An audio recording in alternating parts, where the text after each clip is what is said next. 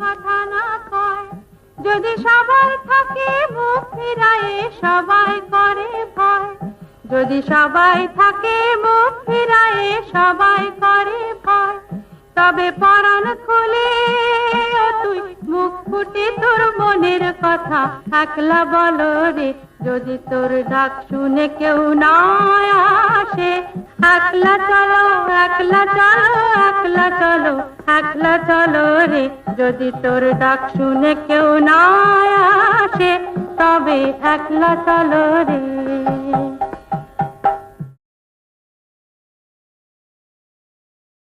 அனைவருக்கும் வணக்கம். Good evening to everybody. Good afternoon to our South African friends. And there are few friends, they have also joined for today's meeting. I request David Geger, my Anna. He is the chairman of Peter Marisburg Gandhi Foundation. And I request Anna to speak few minutes, and then we will ask Ilaji. Anna, David Anna, he is my Anna, David Genger. He is the president of Peter Marisburg Gandhi Foundation. Yes, now you can speak. You can speak. To announce that we are in the very advanced stages of discussing the acquisition of some of that information that he's got in Delhi regarding the South African Gandhi. And he'll probably say something about an exhibition that has been planned for later in the year. But it was a real pleasure having him around and visiting the various sites related to Gandhiji and other struggle heroes like Nelson Mandela. And I think that, very often when people speak about Gandhiji, very little is said about the South African Gandhi. But I think if you go into the history, South Africa actually made Gandhiji to who he was. Apart from the statement that Nelson Mandela made when he visited India, when he said, India gave us the lawyer Mohandas Karamchand Gandhi, we gave back to India the Mahatma. Apart from that statement, I think that Gandhi's 21 years in South Africa really shaped who he was. I mean, he was just an ordinary lawyer that came to fight a case here, but his social activism started especially on the 7th of June when he was evicted from the plane. And if you read through the history, you'll see how South Africa actually was responsible for who he became when he landed in India on the 9th of January 1915. So we were happy to take Mr. Annamalai through some of the areas where Gandhiji functioned and where commemorations are done in terms of museums and busts and Gandhi and so on. And I'm sure it was a very enriching experience for him. We had some other experiences that perhaps he will speak about. But it was a real pleasure having him, and we are looking forward to further interaction with the National Gandhi Museum and himself in Delhi. Thank you very much. Thank you for inviting me to this discussion today about your visit to South Africa. Thank you for coming to South Africa and sharing some of your all the things that you have done with you. And that it is a national repository of Ghanaian memory building.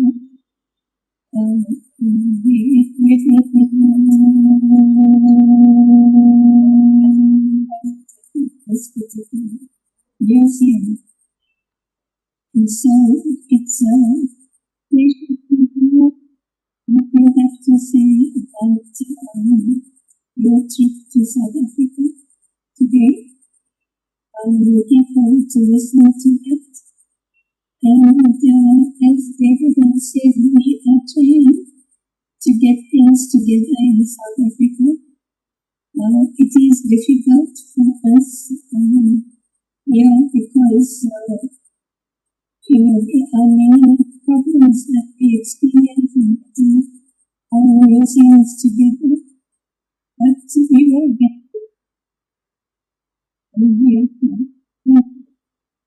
Thank you so much for your encouragement. Yeah, hi, Anamale, and welcome to everybody.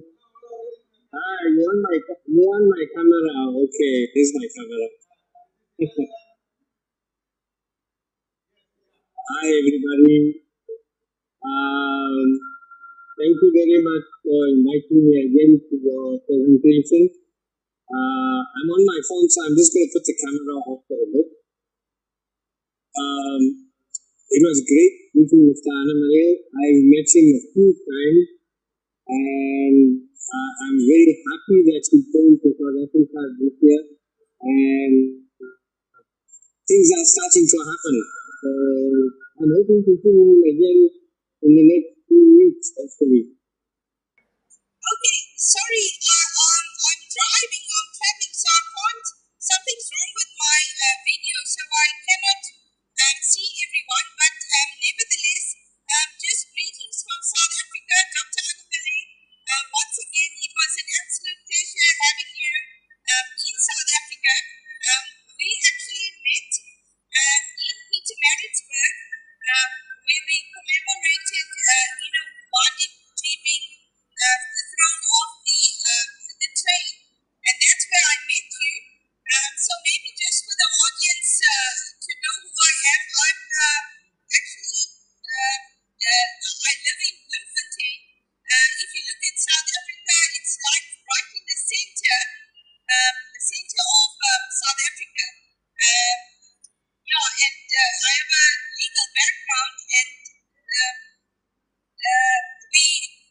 I'm also part of the War Museum in the Free State, and so we embarked on a project with the Indian involvement in the Boer War. And so in my dealings and interactions, I got a bit more involved, and Dr. Anamale, it was a privilege having you, not just meeting you in Pietermaritzburg, but then you coming to Bloemfontein through the Boer War Museum and to pay us a visit. We gained so much of insight. So although I've not been to India as yet, I'm planning a trip soon. I can't wait to come to your museum and also to explore a bit. I think we are making some great inroads here in South Africa. As you know, yesterday also we discovered another new site. I don't want to share everything on this platform, but I think our collaboration is yielding some great fruit. So yeah, it was an absolute pleasure having you here. I'm looking forward to a very good relationship moving forward. And to all our brothers and sisters in Chennai, it's such a privilege and honor to be here on this platform. Greetings from South Africa. Thank you.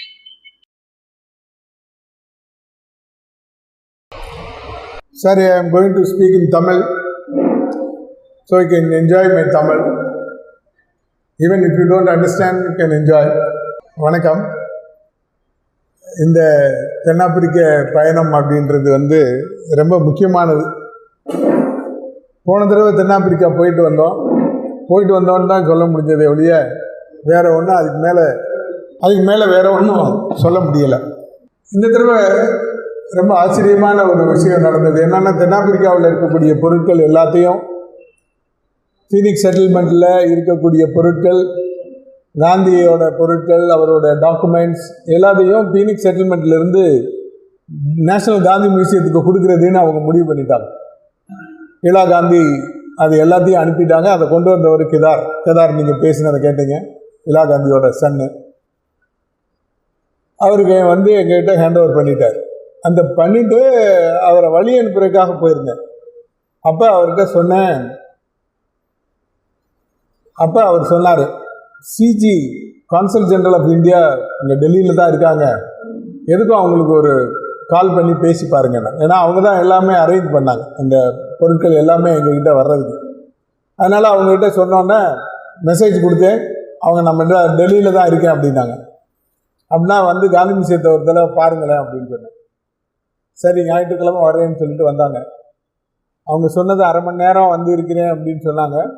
கிட்டத்தட்ட 2 மணி நேரத்துக்கு மேலே spend பண்ணாங்க. எல்லாம் கம்ப்ளீட்டாக அதை பூராத்தையும் என்னென்ன documents இருக்குது எல்லாத்தையும் எடுத்து காமிச்சிட்டு இருந்தேன்.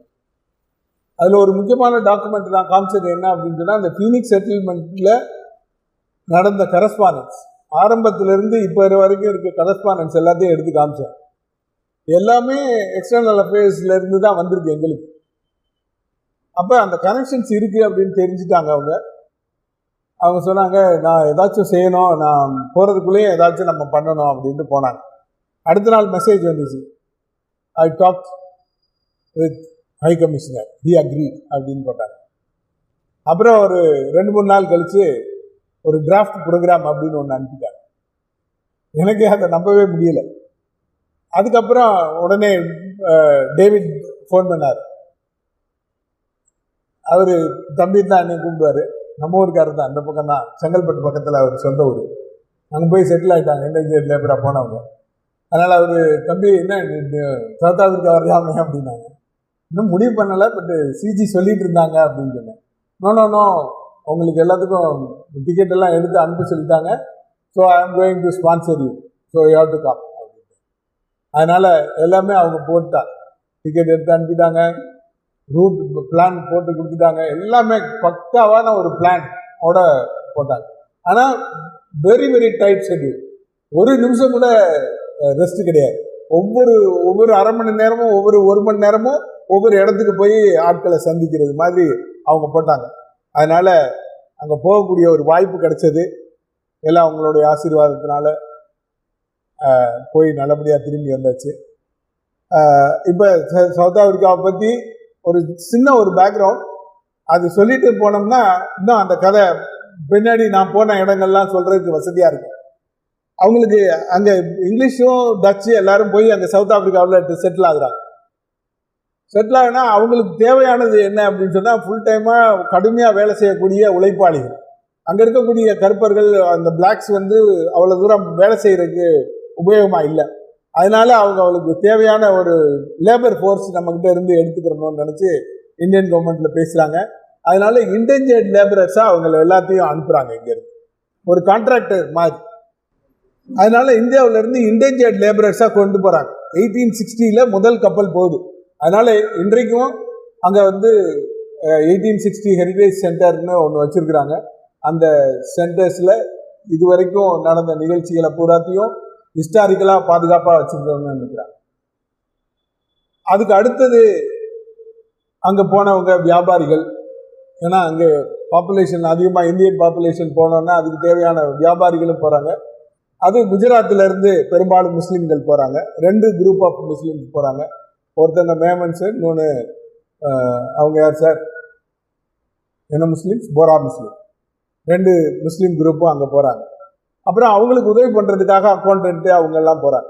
அதனால் ஒரு மிக்சடு இந்தியன்ஸ் அங்கே இருக்காங்க. ஒருத்தவங்க ஃப்ரீ பிஸ்னஸ் வியாபாரிகள், இன்னொருத்தவங்க அவங்களுக்காக பணி செய்ய போன ஃப்ரீ லேபரர்ஸ், அப்புறம் இன்டென்ஜர்ட் லேபரர்ஸ். கொஞ்ச நாள் கழிச்சதுக்கு பின்னாடி ஒரு 3வது செக்ஷன் உருவாகுது. அவங்க யார் அப்படின்னு சொன்னால் எக்ஸ் இன்டென்ஜர்ட் லேபர்ஸ்.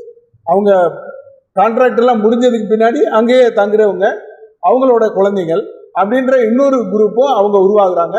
அவங்க படித்து வர ஆரம்பிக்கிறாங்க. இந்த மாதிரியான ஒரு மிக்சடான குரூப் இருக்கும்போது தான் காந்தி அங்கே போகிறார். அதே மாதிரி சவுத் ஆப்பிரிக்காவை 4 பாகமாக பிரிக்கலாம். கீழே கேப் காலனி, அதுக்கு அடுத்து நெட்டால், ஆரஞ்சு ஃப்ரீ ஸ்டேட், அதுக்கு மேலே டிரான்ஸ்வால். இந்த 4ல் வந்து கேப் காலனியும் நெட்டாலும் பிரிட்டிஷ் கையில் இருக்கு. ஆரஞ்சு ஃப்ரீ ஸ்டேட்டும் டிரான்ஸ்வாலும் போயர் கையில் இருக்கு. அவங்க போயர்ன்றவங்க டச்சு பீப்புள். ஆனால் இந்த ஜோஹானஸ்பர்க், டிரான்ஸ்வால் அந்த பகுதியில எல்லாம் வந்து தங்கம், வைரம் எல்லாம் ரொம்ப அந்த சுரங்கங்கள் அதிகமாக இருக்கு. அதனால அதிலிருந்து அதெல்லாத்தையும் எடுக்கணுன்ற வியாபார நோக்கத்தினால பிரிட்டிஷ் வந்து அவங்களோட போராடுறாங்க. போர் ஆரம்பிக்குது, போயர் வார். அந்த போயர் வாரில் போயர் தோத்துடுறாங்க. தோத்ததுக்கு பின்னாடி அந்த 2 இதையும் அனெக்ஸ் பண்ணிடுறாங்க. அதனால மொத்தமாக பிரிட்டிஷ் காலனி ஆயிடுது. சவுத் ஆப்பிரிக்கா ஒரு பிரிட்டிஷ் காலனி ஆகுது. ஆனால் அந்த 4 பாகமும் அப்படியே இருக்கு. Cape colony, Natal, orange free colony, Transvaal colony அப்படின்ற 4 காலனி வருது. காந்தி அங்கே 1893 போறாரு. 1914 திரும்பி வர்றாரு. ஆனால் இடைப்பட்டில் 1901 இருந்து 2 வரைக்கும் இந்தியாவில் கொஞ்ச நாள் பிரீஃபாக இருக்கிறாரு. அப்புறம் திரும்ப போயிடுறாரு. போயர் வாரில் அவர் கலந்துக்கிறாரு ஆஸ் அ ஆம்புலன்ஸ் ஃபார் வாலண்டியரா. அதுக்கு பின்னாடி அவர் வந்துடுறாரு இந்தியாவுக்கு. அங்க இருந்த பிரச்சனைகள் அப்படின்றது அவங்களுக்கு ஓட்டுரிமை கிடையாது. அதுல நமக்கு ஏற்பட்ட பிரச்சனைகள், இந்தியர்களுக்கு ஏற்பட்ட பிரச்சனைகள்ன்றது ஓட்டுரிமை பறிக்கப்படுது. அதுக்கு அடுத்து பதிவு பண்ணணும் அப்படின்னு சொல்றாங்க. எல்லாரும் அந்த 10 விரல் ரேகைகளை கொண்டு போகணும்னு சொல்றாங்க. அதை எதிர்த்து சத்தியாகிரகம் பண்றாரு காந்தி. அதுக்கப்புறம் நம்மளுடைய திருமணங்கள்லாம் செல்லாதுன்னு சொல்றாங்க. அப்புறம் இந்தியன் கேட்ல இருந்து என்ட்ரி ஆகணும் அப்படின்னு சொன்னா அதுக்கு 3 பவுண்டு டாக்ஸ் கட்டணும் அப்படின்னு சொல்றாங்க. அந்த அமௌண்ட்டுன்றது ரொம்ப பெரிய அமௌண்ட் அந்த இண்டேஞ்சர்ட் லேபருக்கு. அதனால இதெல்லாம் எதிர்த்து தான் அங்கே ஒரு போராட்டம் நடக்குது. இப்போ நான் போய் பார்த்த இடங்கள் அப்படின்றது சேராகுதா. இங்கே பாம்பேலேருந்து டர்பன் போனேன். டர்பன்ல இருந்து அப்புறம் பீட்டர் மேரிஸ்பர்க், லேடி ஸ்மித், தண்டி, ஸ்பியான்காப் ஹில், ப்ளூம் பாயிண்டன், ஜோனஸ்பர்க், பிரிட்டோரியா, இந்த இடங்கள் பூரா என்னுடைய பயணம் இருந்தது. இதில் நாம் தவற விட்டதுன்னு நான் அங்கே போனோன்னு நினச்ச ஒரு விஷயம் என்னென்னா, இந்திய சுதந்திர போராட்டம் அப்படின்றது எவ்வளோ ஒரு கடுமையான ஒரு போராட்டம். அதில் நாம் சந்தித்த சிக்கல்கள், கஷ்டங்கள், அது எல்லாத்தையும் நாம் சரியான முறையில் பதிவு பண்ணியிருக்குமா அப்படின்றது எனக்கு தெரியல. இப்போ இந்திய சுதந்திர போராட்டத்தை பற்றி நான் தெரிஞ்சுக்கிறேன்னா நான் எங்கே போகலாம்? தமிழ்நாட்டில் எந்த இடத்துலையாச்சும் போய் இந்திய சுதந்திர போராட்டத்தை பற்றி ஒரு கண்காட்சியை உங்களால் பார்க்க முடியுமா? எங்கேயும் இருக்கா? எங்கேயுமே இல்லை. காந்தி மியூசியத்துக்கு போகணும். காந்தி மியூசியத்துக்கு போனீங்கன்னா காந்தியை பற்றி இருக்கு. ஆனால் ஒவ்வொரு பகுதியிலையும் நடந்த போராட்டங்களை பற்றிய பதிவுகள் அப்படின்றத நம்ம செய்யாமையே விட்டுட்டோம். அது நாம் செஞ்ச மிகப்பெரிய ஒரு தவறுன்னு நான் நினைக்கிறேன். அங்கே நான் போய் பார்த்ததுல லோக்கல் ஹிஸ்டரி மியூசியம் அப்படின்னு சொல்லி ஒவ்வொரு இடத்துலையும் லோக்கல் ஹிஸ்டரி மியூசியம் வச்சிருக்கிறாங்க. அந்த பகுதிகளில் நடந்த போராட்டங்கள், அதில் பங்கெடுத்துக்கிட்டவங்க, அவங்க பயன்படுத்தின பொருட்கள் எல்லாத்தையும் அவங்க சேகரித்து ஒவ்வொரு மியூசியம் மாதிரி வச்சிருக்கிறாங்க. அந்த மாதிரியான பதிவுகள் இல்லாததுனால இப்போ அந்த சுதந்திர போராட்டத்தில் என்ன நடந்ததுன்றதை பற்றி நமக்கு யாருக்குமே தெரியல. அதனால சுதந்திர போராட்டத்தில் கலந்துக்கிறாத இயக்கங்கள்லாம் நாங்கள் தான் பண்ணோம், இதை பண்ணோம், அதை பண்ணோம் அப்படின்னு சொல்லிட்டு எல்லாமே பண்ணக்கூடிய வாய்ப்பு இருக்கு. அது சரித்திரத்தில் பண்ண ஒரு மிகப்பெரிய ஒரு தவறு. அது நடந்திருக்க கூடாது. அதுதான் அங்கே போனோன்னே எனக்கு ஏற்பட்ட முதல் அனுபவம். மிஸ்டர் கிதார், இவர் தான் என்னை காந்தியோட கொள்ளுப்பேரன், இலா காந்தியோட மகன். ஃபீனிக்ஸ் செட்டில்மெண்ட்டில் அவர் ஒரு முக்கியமான ட்ரஸ்டி. அவர் தான் என்னை டர்பன் ஏர்போர்ட்டில் வரவேற்றார். காந்தியோட கொள்ளுப்பேரனை வரவேற்கிறதுன்றது பெரிய விஷயம் தாங்க. அதனால கொஞ்சம் அப்படியே ஒரு மூவிங் எக்ஸ்பீரியன்ஸோட தென்னாப்பிரிக்காவுக்குள்ள நுழைஞ்சேன். அங்கே போனோன்னா அடுத்த நாள் என்னைய இலா காந்தி ஃபோன் பண்ணாங்க. இலா காந்தி காந்தியோட பேத்தி, காந்தியோட இருந்தவங்க. அவங்க ஃபோன் பண்ணாங்க. ஃபோன் பண்ணி எத்தனை மணிக்கு ஃப்ரீயாக இருப்பீங்கன்னு கேட்டாங்க. எனக்கு ரொம்ப ஒரு மாதிரி ஆயிடுச்சு. நாளில் நீங்கள் எப்போ ஃப்ரீயாக இருப்பீங்கன்னு கேட்கணும், நீங்கள் என்னையே கேட்குறீங்களே. இல்லை உங்களை பார்க்க வரணும், எப்போ வரணும்னு. காரை எடுத்துகிட்டு அவங்களே வந்துட்டாங்க. அவங்களே காரை டிரைவ் பண்ணிட்டு வந்தாங்க. 87 வயசு. காரை டிரைவ் பண்ணி என்னையும் கூட்டிகிட்டு அவங்க வீட்டுக்கு போயிட்டாங்க. அவங்களே செஞ்ச சமையலை எனக்கு சாப்பாடு போட்டு, அன்னைக்கு மத்தியானம் சாப்பாடு அவங்க வீட்டில் தான், அவங்க செஞ்ச சமையல் தான்.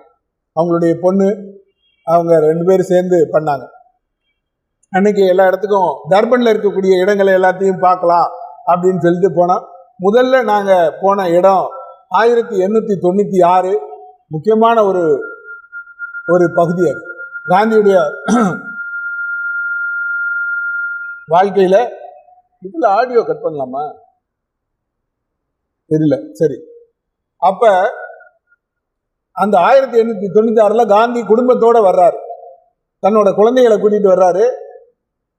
கஸ்தூர்பா அப்ப 6 மாத கர்ப்பிணி, அவங்களுடைய குடும்பத்தோட வர்றாங்க. கஸ்தூர்பா இதுவரைக்கும் அந்த போர்பந்தரையும் அவங்களுடைய ராஜ்காட்டையும் தாண்டி வந்தது இல்லை, முதல்ல வர்றாங்க. கணவரோட வர்றாங்க, கணவர் வெளிநாட்டுல வேலை பார்க்கிறாரு. எவ்வளவு எதிர்பார்ப்புகளோட வந்திருப்பாங்க. ஆனா அவங்களுக்கு ஏற்பட்ட அனுபவம் ரொம்ப கொடுமையான ஒரு அனுபவம். அதை கடல்லையே நிறுத்தி வச்சிடுறாங்க, கப்பலை உள்ள அனுப்ப மாட்டேன்றாங்க. அங்க இருக்கக்கூடிய வெள்ளையர்கள் எல்லாரும் அவரை எதிர்த்து போராட்டம் நடத்திட்டு இருக்கிறாங்க. அப்ப குடும்பத்தோட போக முடியாத ஒரு சூழ்நிலையில அவங்களுடைய குடும்பத்தை மாத்திரம் தனியா இறக்கி கூட்டிட்டு போயிட்டாங்க. யோசிச்சு பாருங்க அவனோட மனநிலை எப்படி இருந்திருக்கும் அப்படின்னு சொல்லி. காந்திக்கு என்ன ஆச்சுன்னு கூட அவங்களுக்கு தெரியாது. அப்ப காந்தி நடந்து வர்றாரு, அவரை கூட்டிட்டு வர்றாரு. கூட்டிட்டு வரும்போது யாரோ ஒரு ஆள் அடையாளம் கண்டுபிடிச்சிடாரு, காந்தின்னு சொல்லிடுறாரு. இந்த காந்தி போறாரு அப்படின்னு எல்லாரும் சேர்ந்து அடிக்க ஆரம்பிச்சிடுறாங்க. கல்லை விட்டு எறிகிறாங்க, அடிக்கிறாங்க. ஒரு கொடுமையான ஒரு அனுபவம் காந்திக்கு. அந்த சமயத்துல அலெக்சாண்டர்ன்றவர் வர்றாரு, அவர் தான் சூப்பரிண்டென்டென்ட் ஆஃப் போலீஸ். அவரும் அவருடைய மனைவியும் அவரை காப்பாத்தி கூட்டிட்டு போறாங்க. அதுக்கப்புறம் அந்த இடத்துக்கு நாங்க போகணும் அப்படின்னு சொல்லிட்டு போனோம். முதல் இடம் அதான், அந்த பெரிய கட்டடம் இருக்கிற இடம் தான், அதான் துறைமுகம், டர்பன் ஹார்பர். அங்க கப்பல்ல நிறுத்தி தான் இறங்கி நடந்து வர்றாங்க. இந்த சந்திப்புல தான் அந்த காந்தியை தாக்குறாங்க அந்த குரூப். அதனால இப்ப இருக்கக்கூடிய அரசாங்கம் அந்த ரோட்டுக்கு மகாத்மா காந்தி ரோடு அப்படின்னு வச்சிருக்கிறாங்க.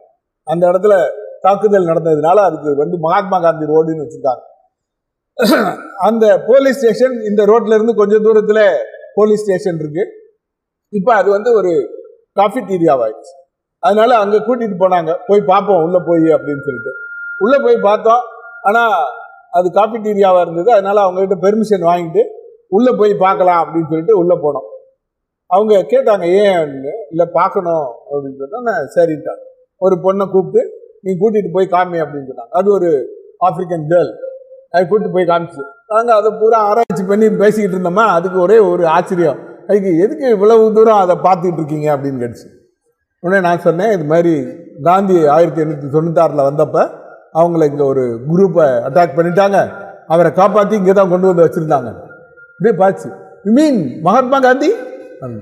S. Oh my God, Gandhi வச்ச இடத்துலயா நாங்கள் இப்போ இருக்கோம் அப்படின்னு அந்த அம்மாவுக்கு தாங்க முடியலை சந்தோஷம்.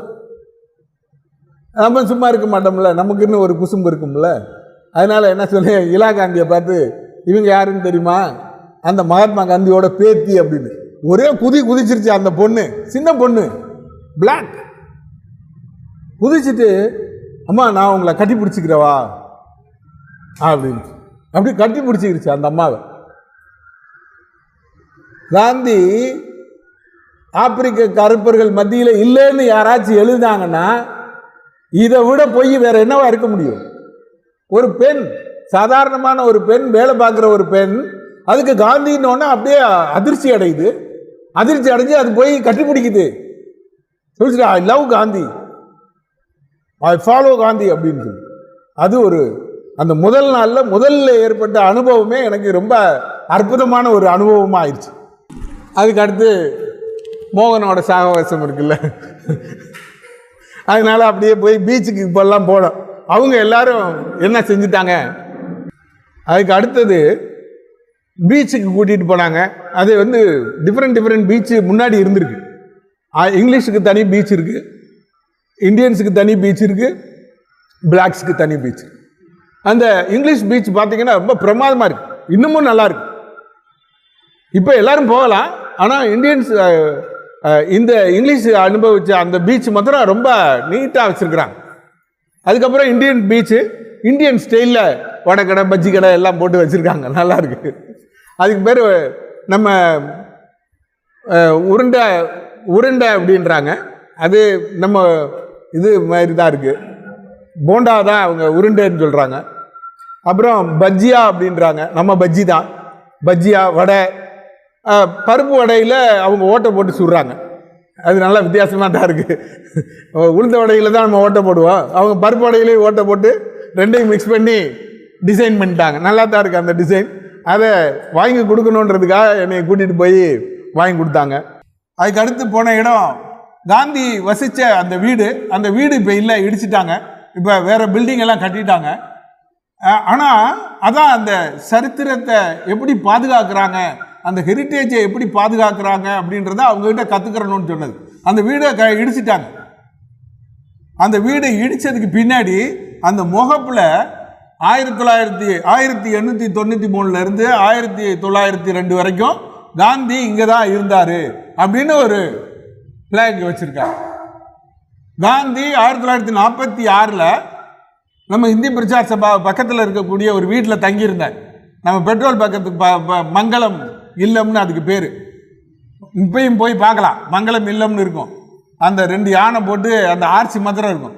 ஆனால் காந்தி அங்கே வந்ததா ஒரு பதிவுமே இல்லை. அங்கே தான் தங்கியிருந்தார் அப்படின்றதுக்கான எந்த பதிவுமே இல்லை. அதில் என்ன பயம் வந்துடுது அப்படின்னு சொன்னால், இங்கே இருக்கிறவங்களுக்கு இது காந்தி இருந்த இடம் அப்படின்னு சொல்லி அப்புறம் கவர்மெண்ட் எடுத்துக்கிடுச்சுன்னா என்ன செய்கிறது அப்படின்னு சொல்லிட்டு அந்த பதிவுகளை பூராத்தையும் போடாமையே விட்டுட்டாங்க. ஆனால் இங்கே தென்னாப்பிரிக்காவில் அந்த பதிவுகளை அப்படியே வச்சிருக்கிறாங்க. அதுக்கு அடுத்து போனது அந்த கிரே ஸ்ட்ரீட்டில் இருக்கக்கூடிய மசூதி. அந்த மசூதி 1896 அந்த சமயத்தில் தான் வாங்குறாங்க, இடம் வாங்கி கட்டுறாங்க. அங்கே தென்னாப்பிரிக்காவில் கட்டப்பட்ட முதல் மசூதி, இந்தியர்களுக்கான முதல் மசூதி. அந்த லேண்டு வாங்கினது, அந்த செட்டில்மெண்ட் பண்ணது எல்லாமே வந்து காந்தி ஆஸ் எ லாயர், அவருடைய பணி அது. அதனால் இன்றைக்கும் அவங்களுக்கு அந்த மரியாதை இருக்குது. காந்தியை கூட்டிகிட்டு போன அந்த முஸ்லீம் கம்யூனிட்டி தான் இந்த மசூதியையும் கட்டியிருக்காங்க. பெரிய மசூதி. இப்போ அந்த சிவப்பு கலர் மசூதியோட உள்பகுதியை பார்க்குறீங்க. அந்த பகுதியில் 2000 பேர் உட்காரலாம். அருமையாக மெயின்டைன் பண்ணியிருக்காங்க. மொத்த மசூதியில் 4000 பேர் இருப்பாங்களாம். முக்கியமான ரம்ஜான் மாதிரியான தினங்களில் 4000 பேருக்கு மேலே வந்து சேருவாங்க. அந்த அளவுக்கு மிகப்பெரிய மசூதி வச்சுருக்கிறாங்க. அதை விட அவங்கக்கிட்ட நம்ம கற்றுக்கிற வேண்டிய இன்னொரு சிறப்பான விஷயம் என்ன அப்படின்னு சொன்னால், அந்த மசூதி இடத்தையே சர்ச்சு கட்டுறதுக்கு கொடுத்துருக்காங்க. அந்த பக்கத்தில் இருக்கிற இந்த டேனிஸ் ஹாலி சர்ச், டேனிஸ் ஹாலின்றவர் ஒரு பிஷப், அவங்க வந்து அங்கே ஒரு சர்ச்சு கட்டியிருக்கிறாங்க உள்ளேயே. அந்த சர்ச்சு அதுக்கு பக்கத்துலேயே அந்த சர்வீஸ் சென்டரும் வச்சுருக்குறாங்க. அங்கே வந்து வீடு இல்லாதவங்களுக்கான ஒரு டெம்பரரி ஹோம், அங்கே மருத்துவ வசதி இருக்குது, உணவு கொடுக்குறாங்க, தங்குறதுக்கு இடம் கொடுக்குறாங்க, நிறைய வாஷிங் மிஷின் வச்சுருக்குறாங்க. அதெல்லாம் நான் பார்க்கல வேறு எங்கேயும். நிறைய வாஷிங் மிஷின், யார் வேணாலும் வந்து அவங்களோட துணியை துவைச்சி காய போட்டு கொண்டு போய்க்கலாம், குளிச்சிடலாம். பாத்ரூமில் குளிச்சுட்டு துணியெல்லாம் துவைச்சி காய போட்டு சாப்பிட்டுட்டு அவங்க போய்க்கலாம். அந்த மாதிரியான வசதிகள்லாம் அவங்க செஞ்சு கொடுத்துருக்குறாங்க. அந்த சர்ச்சுக்கான இடத்தையும் இந்த மசூதியிலேருந்து தான் கொடுத்துருக்குறாங்க. இந்த சென்டரில் அந்த ஹைட்டாக ஒருத்தர் இருக்கார்ல, அவர் தான் அந்த டேனிஷ் ஹாலி பிஷப், டேனிஷ் ஹாஸ்லி. இது வந்து அபர்தாய்டு பீரியடில் எல்லா மதத்தை சேர்ந்தவங்களும் போராட்டம் எதிர்த்து போராட்டம் நடத்தினப்ப ஊர்வலம் நடத்தியிருக்கிறாங்க. அந்த ஊர்வலத்துக்கு தலைவராக இருந்தது வந்து நம்ம இலா காந்தி. அப்புறம் தேஷ்மன் டிட்டுவோட அவர் நிற்கிற அந்த படம், இதுதான் அந்த அவங்களோட ஹோம். அந்த ஹோமுக்கு போனோம். அதுக்கடுத்து மரியான் ஹில், நம்ம காந்தி அங்கெல்லாம் போயிருக்கிறாரு அப்படின்னு சொல்லிட்டு அங்கே கூட்டிகிட்டு போனாங்க. மரியான் ஹில்ன்றது ஒரு மனாஸ்ட்ரி. அங்கே அதோட ஆர்கிடெக்சரல் எக்ஸலன்ஸ், இப்போ நீங்கள் பார்க்குறீங்களே, அது ஒரு விங்கு. அந்த ஒரு விங்கு எப்படி அற்புதமாக இருக்குன்னு பாருங்கள். இது மாதிரி உள்ள எல்லாமே அப்படி அற்புதமான பில்டிங். அந்த பில்டிங்கே அற்புதமாக இருக்குது. ஒரு நல்ல ஹாஸ்பிட்டல் நடத்துகிறாங்க, அங்கே ட்ரைனிங் சென்டர் நடத்துகிறாங்க பிளாக்ஸுக்காக. அப்பயே எந்த விதமான கலர் ப்ரிஜிடிஸும் இல்லாமல் அங்கே வந்து ட்ரைனிங் கொடுத்துருக்குறாங்க அந்த சமயத்திலேயே. அது காந்திக்கு அப்பீலிங்காக இருந்திருக்கு. அதனால் அந்த இடத்துக்கு போயிருக்கிறாரு. அங்கே தான் அவர் செருப்பு தைக்கிறதுக்காக பழகிறார். அதில் ஏன் காந்திக்கு ரொம்ப அற்புதமான ஒரு அட்டாச்மெண்ட் அந்த மரியான் ஹில்ஸ் மேலே வந்தது அப்படின்னு சொன்னால், அந்த ஆர்கிடெக்சரல் எக்ஸலன்ஸ் எல்லாத்தையும் பார்க்குறீங்கல்ல. ஒன்று வந்து டைனிங் ஹால், அந்த சென்டரில் இருக்கிறது அவங்களோட டைனிங் ஹால். இந்த பக்கம் அவங்களோட மெயின் ஹாஸ்பிட்டல், இந்த பக்கம் அங்கே ஃபாதர்ஸோட இருப்பிடங்கள். அது பக்கத்தில் ஒரு தரகரை கொட்டகை மாதிரி இருக்கு பார்த்தீங்களா, அந்த தகர கொட்டகையில் தான் அதோட ஃபவுண்டர் இருக்காரு ஃபாதர், அவர் தங்குற இடம். எல்லாத்துக்கும் அவ்வளோ வசதிகள் பண்ணிட்டு அவர் தங்கின இடம்ன்றது இந்த சின்ன ஒரு 10க்கு 10 தகர கொட்டகை தான். இந்த ஃபாதர் தான் காந்தியை இன்ஸ்பயர் பண்ணியிருக்கிறார்.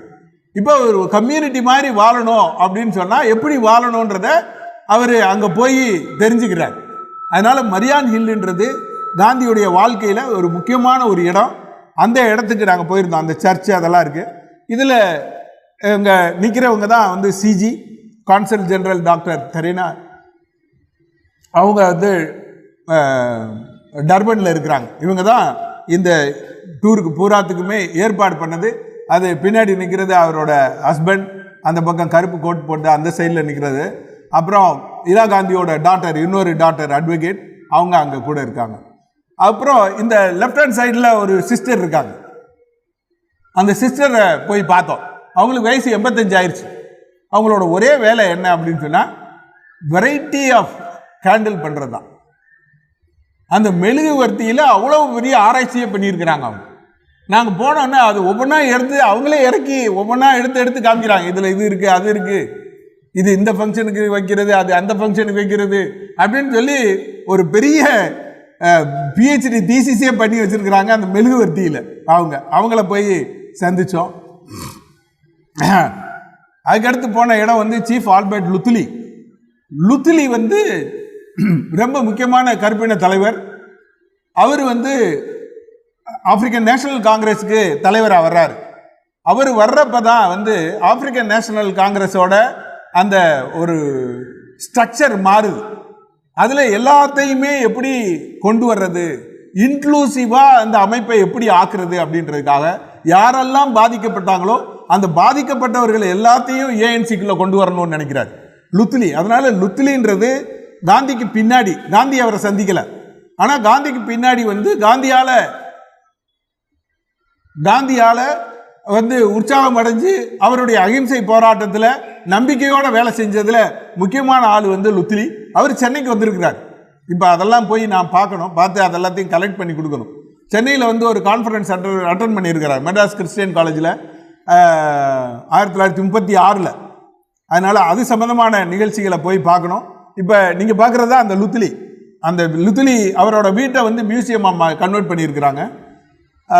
அவர் வந்து Nobel laureate, Nobel peace prize அந்த சமயத்திலேயே கொடுத்துருக்குறாங்க அவருக்கு. அவரோட அந்த லைஃப் ஸ்டைல் ஸ்ட்ரக்சர் வச்சுருக்கிறாங்க. உள்ளே நுழைஞ்ச உடனே அதை தான் நீங்கள் பார்க்கணும். பார்த்தா யாருமே நம்ப முடியாது பொம்மை அப்படின்னு சொல்லி அவ்வளவு அருமையாக அதை பண்ணி வச்சுருக்குறாங்க. புஸ்தகம் படிக்கிற மாதிரி அதை வச்சுருக்குறாங்க.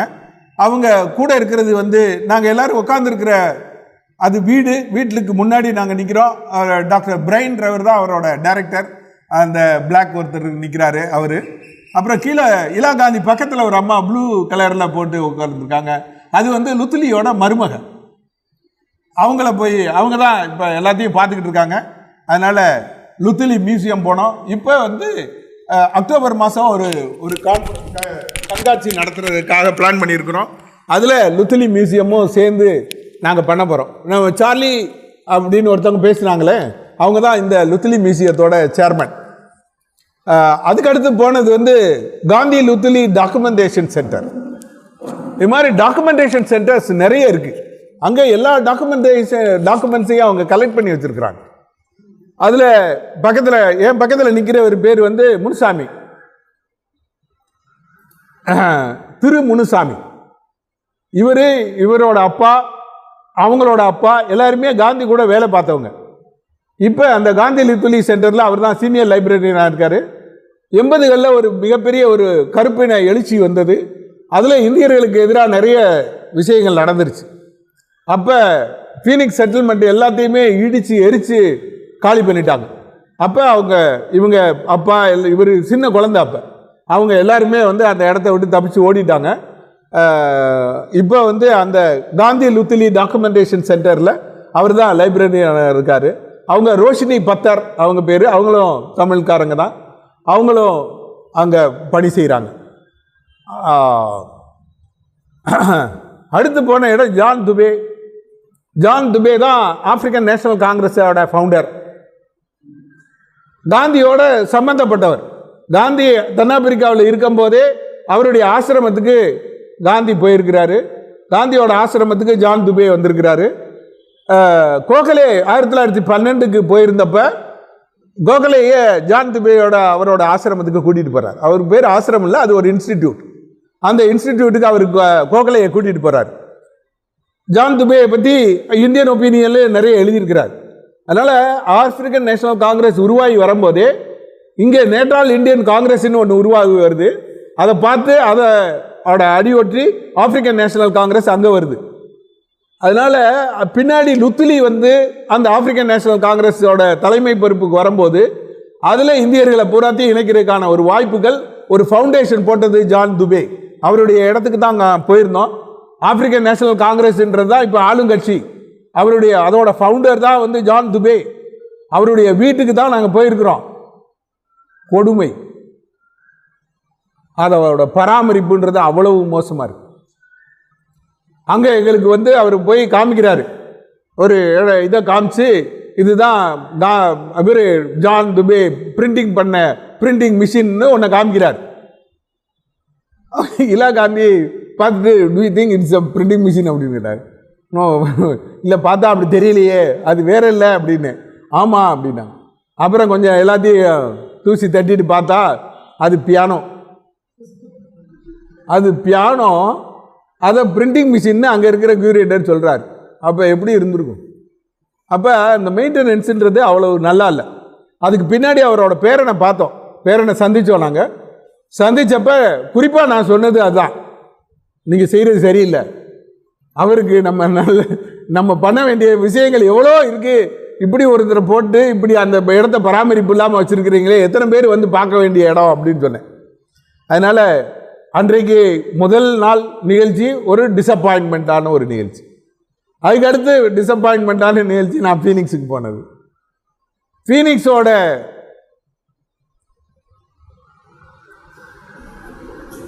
ஃபீனிக்ஸோட ஒரு பில்டிங்கில் டாப்ல இருந்து எடுத்தேன்.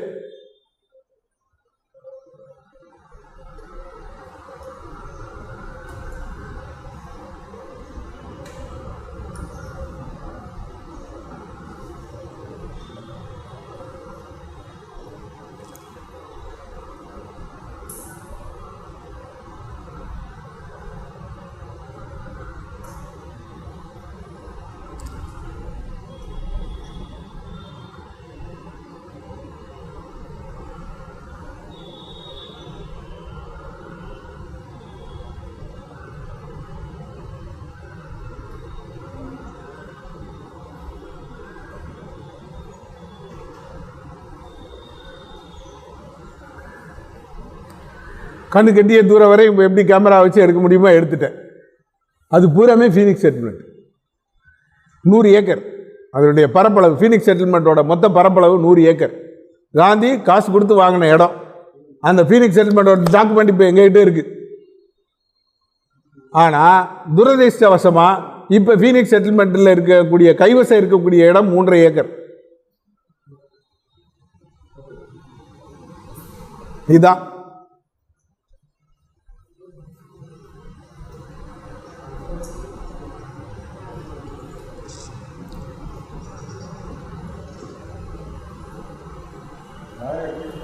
மூன்று ஏக்கர் இடம் தான் இருக்குது. அவங்க பிளாக்ஸ் 80களில் நடந்த ஒரு பெரிய ஒரு போராட்டத்தில் பிளாக்ஸ் கம்ப்ளீட்டாக எல்லாத்தையும் ஃபீனிக்ஸ் செட்டில்மெண்ட்டை பூராத்தையும் ஆக்குப்பை பண்ணிட்டாங்க. எல்லாத்தையும் எரிச்சிட்டாங்க. ஆல்மோஸ்ட் தீ வச்சு கொளுத்திட்டு அந்த இடத்துல பூரா அவங்க குடிசை போட்டு எல்லாம் இருந்துட்டாங்க. இப்பயும் அதை பூராமே அந்த இந்தியனான்ற அந்த பகுதி பூராமே பிளாக்ஸ் தான் இருக்கிறாங்க. இந்தியன்ஸ் எல்லாத்தையும் துரத்திட்டாங்க. அதாவது ஒரு வசனம் போட்டிருப்பாங்க, Indians and dogs are not allowed. இந்தியர்களும் நாய்களும் இங்கே அனுமதிக்கப்பட மாட்டார்கள். இந்தியர்களுக்கு அவ்வளோதான் மரியாதை. அதே மாதிரி ஒயிட்ஸ் ஒன்லி, அவ்வளோதான், யூரோப்பியன்ஸ் ஒன்லி. அங்கே வேறு யாருமே போக முடியாது. இல்லை, அதெல்லாம் இருந்தது. ஆனால் 80களில் அந்த பிளாக் கான்சியஸ்னஸில் என்ன ஆயிடுச்சு அப்படின்னு சொன்னால், அவங்க எல்லாரும் சேர்ந்து அவங்க ஒரு கோஷம் போட்டாங்க. அதை காமிக்கிறேன். அதோட விளைவு தான் இந்த 80. அதில் இப்போ காந்தியோடைய வீடு, காந்தி நடுவில் இருக்கிறது தான் காந்தியோட வீடு, அதை இப்போ நல்லா செஞ்சு வச்சுருக்குறாங்க. அப்புறம் இன்னொரு இன்டர்பிரிட்டேஷன் சென்டர்னு ஒரு புது கட்டடம் கட்டியிருக்கிறாங்க. படிக்கட்டு இருக்கிறது தான் காந்தி வீடு. அந்த அந்த வீடு நல்லா இப்போ பண்ணிட்டாங்க. இப்போ அதில் ஒரு 3 இடம் இருக்குது இன்டர்பிரிட்டேஷன் சென்டர். மணிலால் அங்கே தான் போய் தங்கியிருக்கிறாரு. மணிலால் தனியாக வீடு கட்டிக்கிட்டாரு. அதை வந்து கஸ்தூர்பா இல்லம்னு வச்சுருக்கிறாங்க. அதனால் கஸ்தூர்பா இல்லம், இந்த காந்தி இருந்த வீடு, அதுக்கப்புறம் இன்டர்பிரிட்டேஷன் சென்டர், இந்த 3 இடத்துலையும் இப்போ வந்து ஒரு கண்காட்சியோடு சேர்ந்த ஒரு மியூசியம் மாதிரி பண்ணிகிட்டு இருக்கிறோம். அதுக்கான ஒரு எம்ஓயும் தயாராகிட்டு இருக்கு. அதுதான் இப்போ இமீடியட்டாக நான் போயிட்டு வந்ததோட விளைவுன்றது. இந்த ஃபீனிக்ஸ் செட்டில்மெண்ட்டை திரும்ப ரீக்ரியேட் பண்ணுறது தான் என்னுடைய ஒரு தலையாய பணி. இப்போ இலா காந்தி இருக்கிறாங்க, இலா காந்தி தான் அதை பார்த்துக்கிறாங்க. ஆமாம் ஆமாம், இந்த 3 ஏக்கர் இவங்க கையில் தான் இருக்குது. இப்போ வந்து கவர்மெண்ட் வந்து என்ன சொல்லுது அப்படின்னு சொன்னால், அந்த இடத்த பூராத்தையும் ஆக்குப்பை பண்ணிட்டாங்க. இப்போ இனிமேல் அவங்கள வெளியே போக சொல்ல முடியாது. ஆனால் நிலம் பேர் வந்து ஃபீனிக்ஸ் செட்டில்மெண்ட் பேரில் தான் இருக்குது, இன்னும் அவங்களுக்கு மாற்றி கொடுக்கல. அதனால் இப்போ இருக்கக்கூடிய கவர்மெண்ட் என்ன சொல்லியிருக்கு அப்படின்னு சொன்னால், அந்த 100 ஏக்கருக்கு மீதி இருக்க பகுதிகளுக்கெல்லாம் என்ன காம்பன்சேஷன் கொடுக்க முடியுமோ அதை கவர்மெண்ட் காம்பன்சேஷன் நாங்கள் கொடுத்துட்றோம் அப்படின்னு பேச்சுவார்த்தை நடந்துக்கிட்டு இருக்குது. இப்போ இருக்கக்கூடிய சூழ்நிலையில் அங்கேயும் வந்து இது மாதிரி ஒரு இக்கட்டான ஒரு சூழ்நிலை போய்கிட்டு இருக்கு. கருப்பு மக்களுக்காக தான் இது, நாங்கள் தான் மெஜாரிட்டியை நீங்கள் வந்து ஒதுக்கக்கூடாது, மெஜாரிட்டி கையில் தான் ஆட்சி இருக்கணும், மெஜாரிட்டி சொல்கிறது தான் எல்லாரும் கேட்கணுன்ற ஒரு போக்கு அங்கே அதிகமாகிட்டு இருக்கு. இப்போ அது வந்து ரொம்ப ஆபத்தான ஒரு சூழ்நிலையை இந்தியர்களுக்கு கொடுக்குது, மற்றவங்களுக்கும் கொடுக்குது. அப்போ இப்போ அங்கே ஆப்பிரிக்கன் நேஷனல் காங்கிரஸோட அடிப்படையே அங்கே வந்து ஆட்டம் காணுது. அதனால் இப்போ ஒரு கமிட்டி போட்டிருக்கிறாங்க. அந்த கமிட்டியில் எப்படி எல்லாத்தையும் இணைச்சு நம்ம வந்து ஆப்பிரிக்காவை உருவாக்குறது, எப்படி ஆப்பிரிக்கன் நேஷனல் காங்கிரஸ் மண்டேலா சமயத்தில் எப்படி உருவாச்சோ அது மாதிரி எப்படி மீண்டும் அந்த இடத்துக்கு கொண்டு போகிறது அப்படின்றத கண்டுபிடிக்கிறதுக்காக, திட்டங்கள் தீட்டுறதுக்காக ஒரு குழு அமைச்சிருக்காங்க. அதில் முக்கியமான ஒரு மெம்பர் நம்மளுடைய இலா காந்தி. அது நமக்கெல்லாம் ஒரு பெருமையான ஒரு விஷயம். அதுக்கு அடுத்து இருக்கிறது வந்து இந்தியன் ஒப்பீனியோட பிரிண்டிங் ப்ரெஸ். அந்த பிரிண்டிங் ப்ரெஸ்ஸு அவுட்டர் சைடு எல்லாமே இருக்குது. ஏன்னா உள்ளே இருக்கிறதெல்லாம் தீ வச்சு கொளுத்திட்டாங்க, வெளியே இருக்கிறத மாத்திரம் ரீக்ரியேட் பண்ணியிருக்கிறாங்க. இப்போ உள்ளே வந்து அங்கே ஒரு கம்ப்யூட்டர் சென்டர், ட்ரைனிங் சென்டர் மாதிரி நடத்திட்டு இருக்கிறாங்க.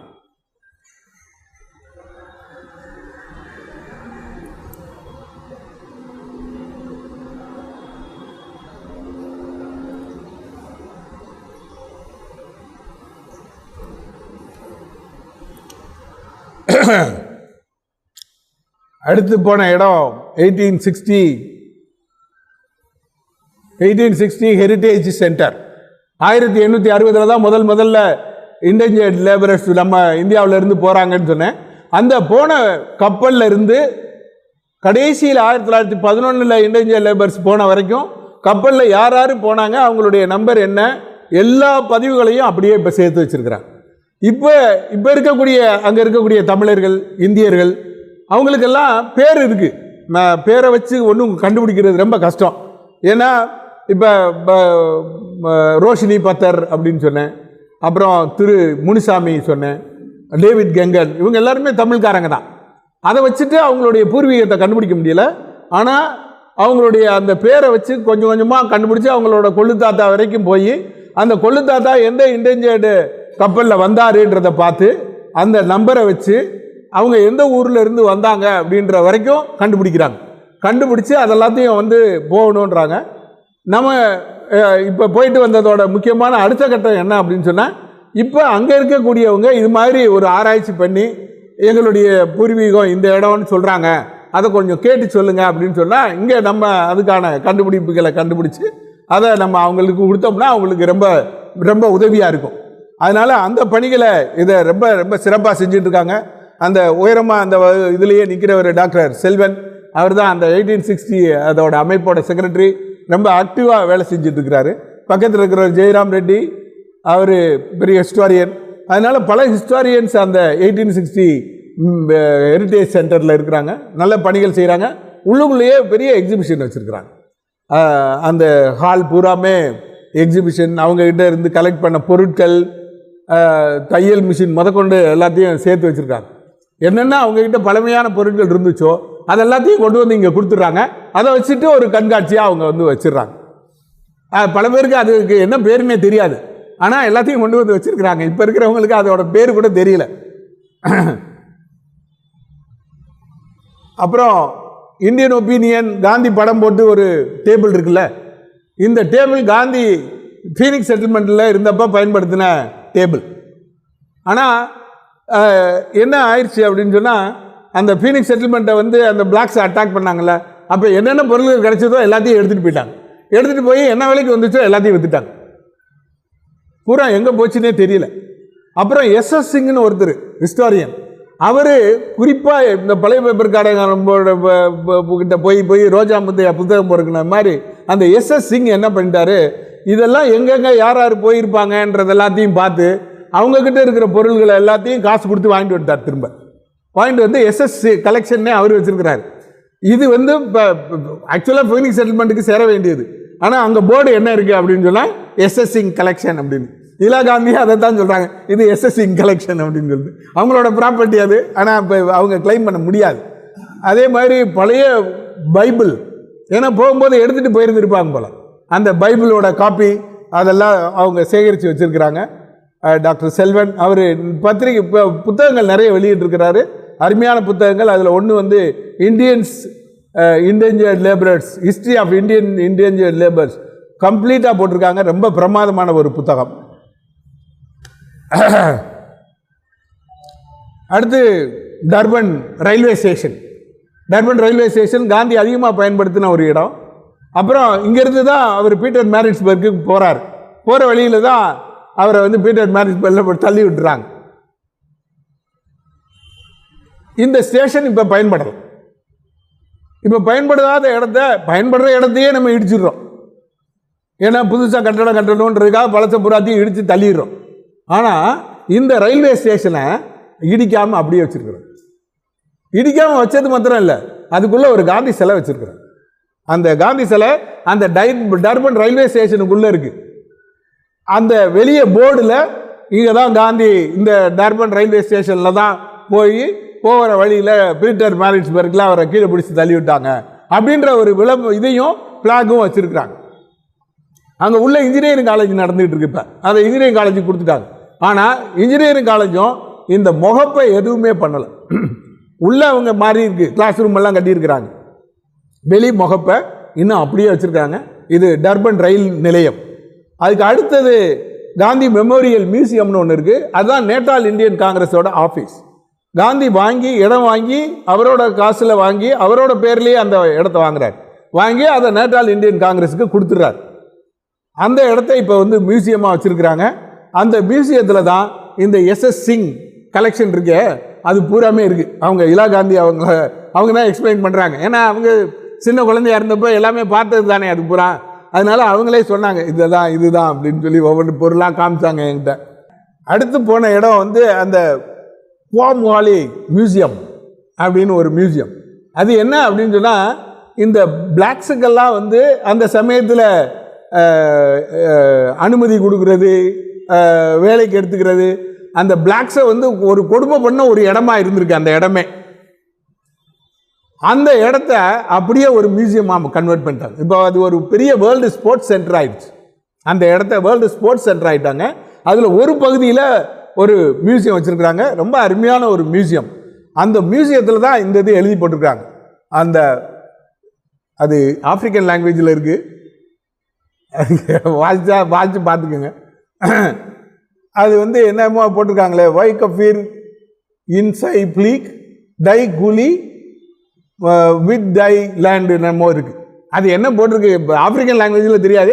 பட் ஆப்பிரிக்கன் லாங்குவேஜ் இதை பார்த்த உடனே நம்ம கிதாருக்கு ஒரே கோபம் வந்துருச்சு.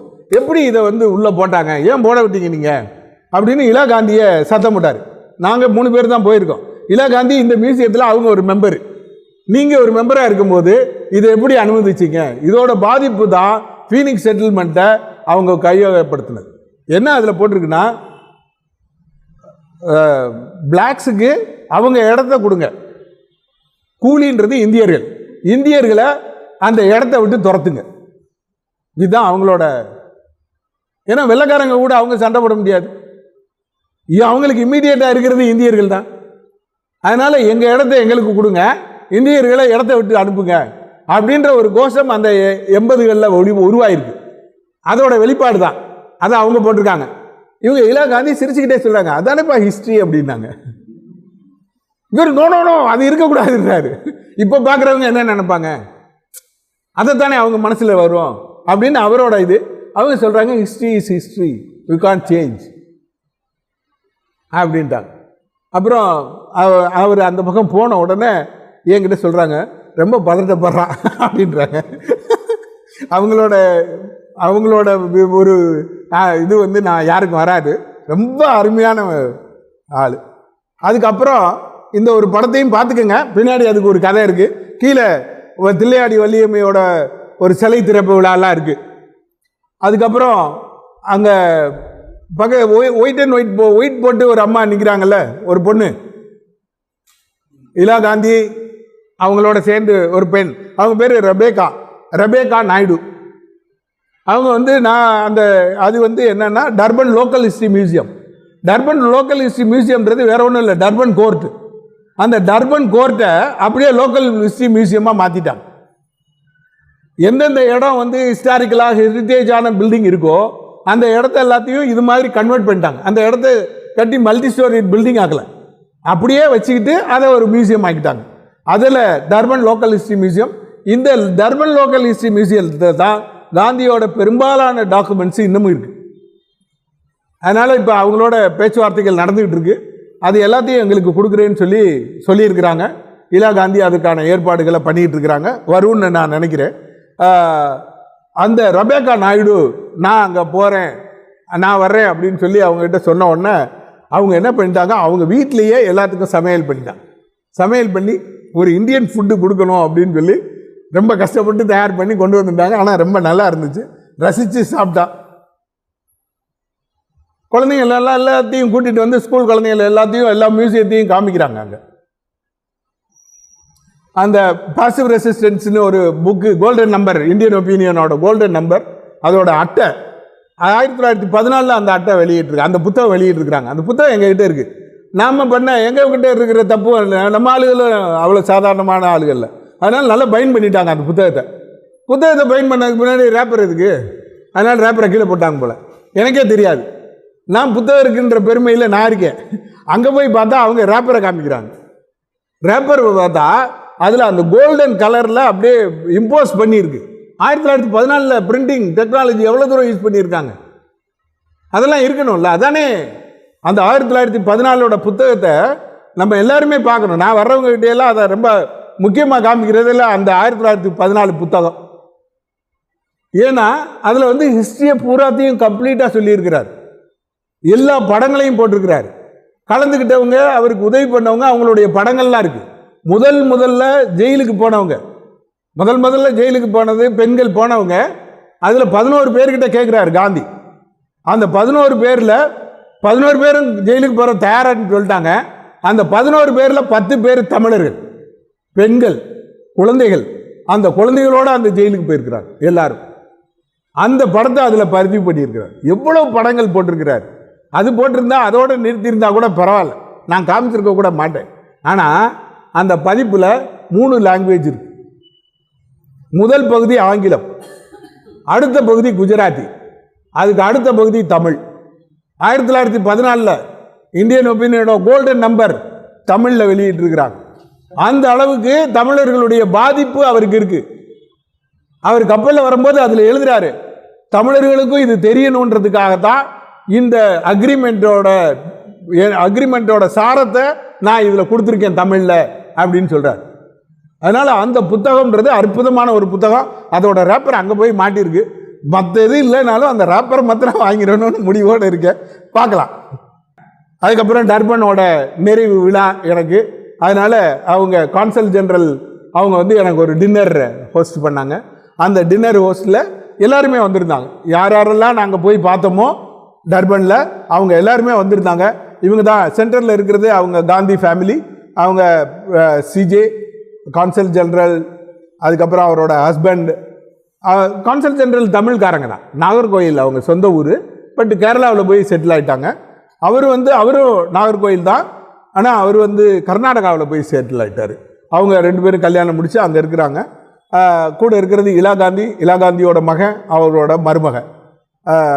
அப்புறம் இவர் முகமது, அந்த ப்ளூ கலர் இது போட்டு இலா காந்தியோட நிற்கிறவர், அவர் முகமது, அவர் தான் அந்த மசூதியோட தலைவர். அதுக்கப்புறம் அந்த டாக்டர் டேவிட் பக்கத்தில் ஒருத்தர் கருப்பாக ஹைட்டாக ஒரு பிளாக் நிற்கிறார், அவர் தான் அந்த ஜான் துபே சொன்னனே அவருடைய பேரன். இப்போ அவர் தான் அதெல்லாத்தையும் பார்த்துக்கிறாரு. அவர்கிட்ட அன்னைக்கு டின்னர்லேயே உட்காந்து பேசும்போது இந்த விஷயத்தையும் நான் சொல்லிட்டேன். இவங்க டாக்டர் தல்மா, அவங்களுக்கு ரியலாகவே ஒரு இன்ட்ரெஸ்ட் இருக்குது. அவங்க ஒரு ஆஃபீஸர், அது வேறு. ஆனால் அவங்க அண்ணாமலை உங்கள்கிட்ட ஒன்று காமிக்கணும் அப்படின்னு சொன்னாங்க. என்ன அப்படின்னு சொன்னால், 1899 போயர் வார் வருது. போயர் வாரில் கலந்துக்கிட்டவங்க எல்லாத்துக்கும் ராணி சாக்லேட் பாக்ஸ் பரிசு கொடுத்துருக்காங்க.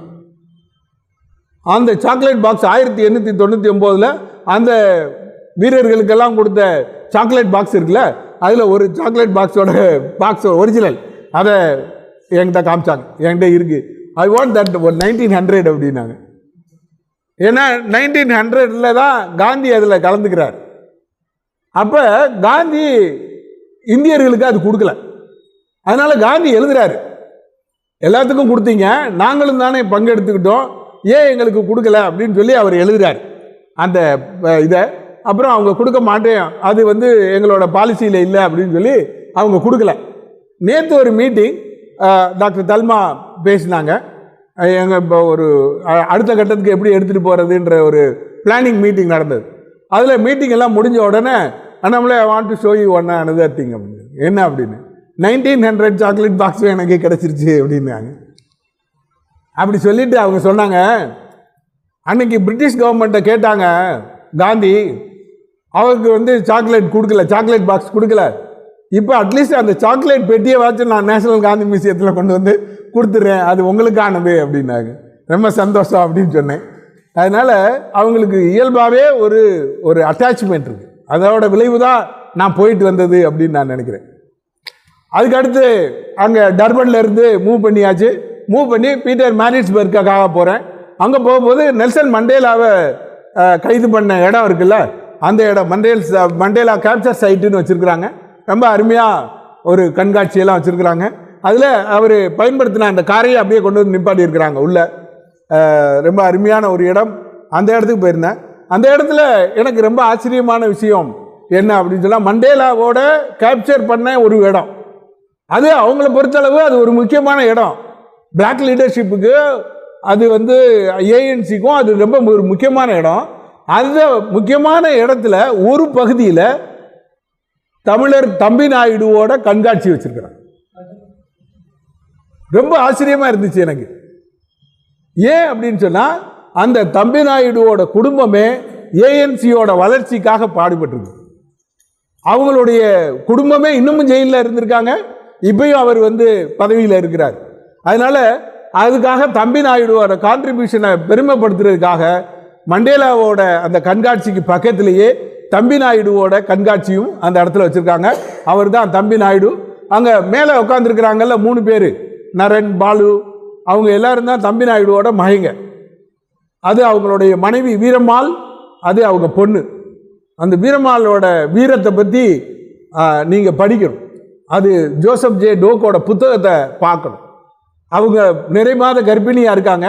காந்தி சொல்கிறாரு அவங்கள போய் பார்க்கணும் அப்படின்னு சொல்லி சொல்கிறாரு. அப்போ தம்பி நாயுடு ஜெயிலில் இருக்கார், இன்னொரு மகனும் ஜெயிலில் இருக்காங்க, இவங்க மாத்திரம்தான் இருக்கிறாங்க வீட்டில் அப்படின்னோடனே காந்தி சொல்கிறாரு. உடனே ஜோசப் ஜே டோக்கு அவர் போகிறார். அவர் போகும்போதே ஒரு மௌலவியை கூப்பிட்டுக்கிறார்.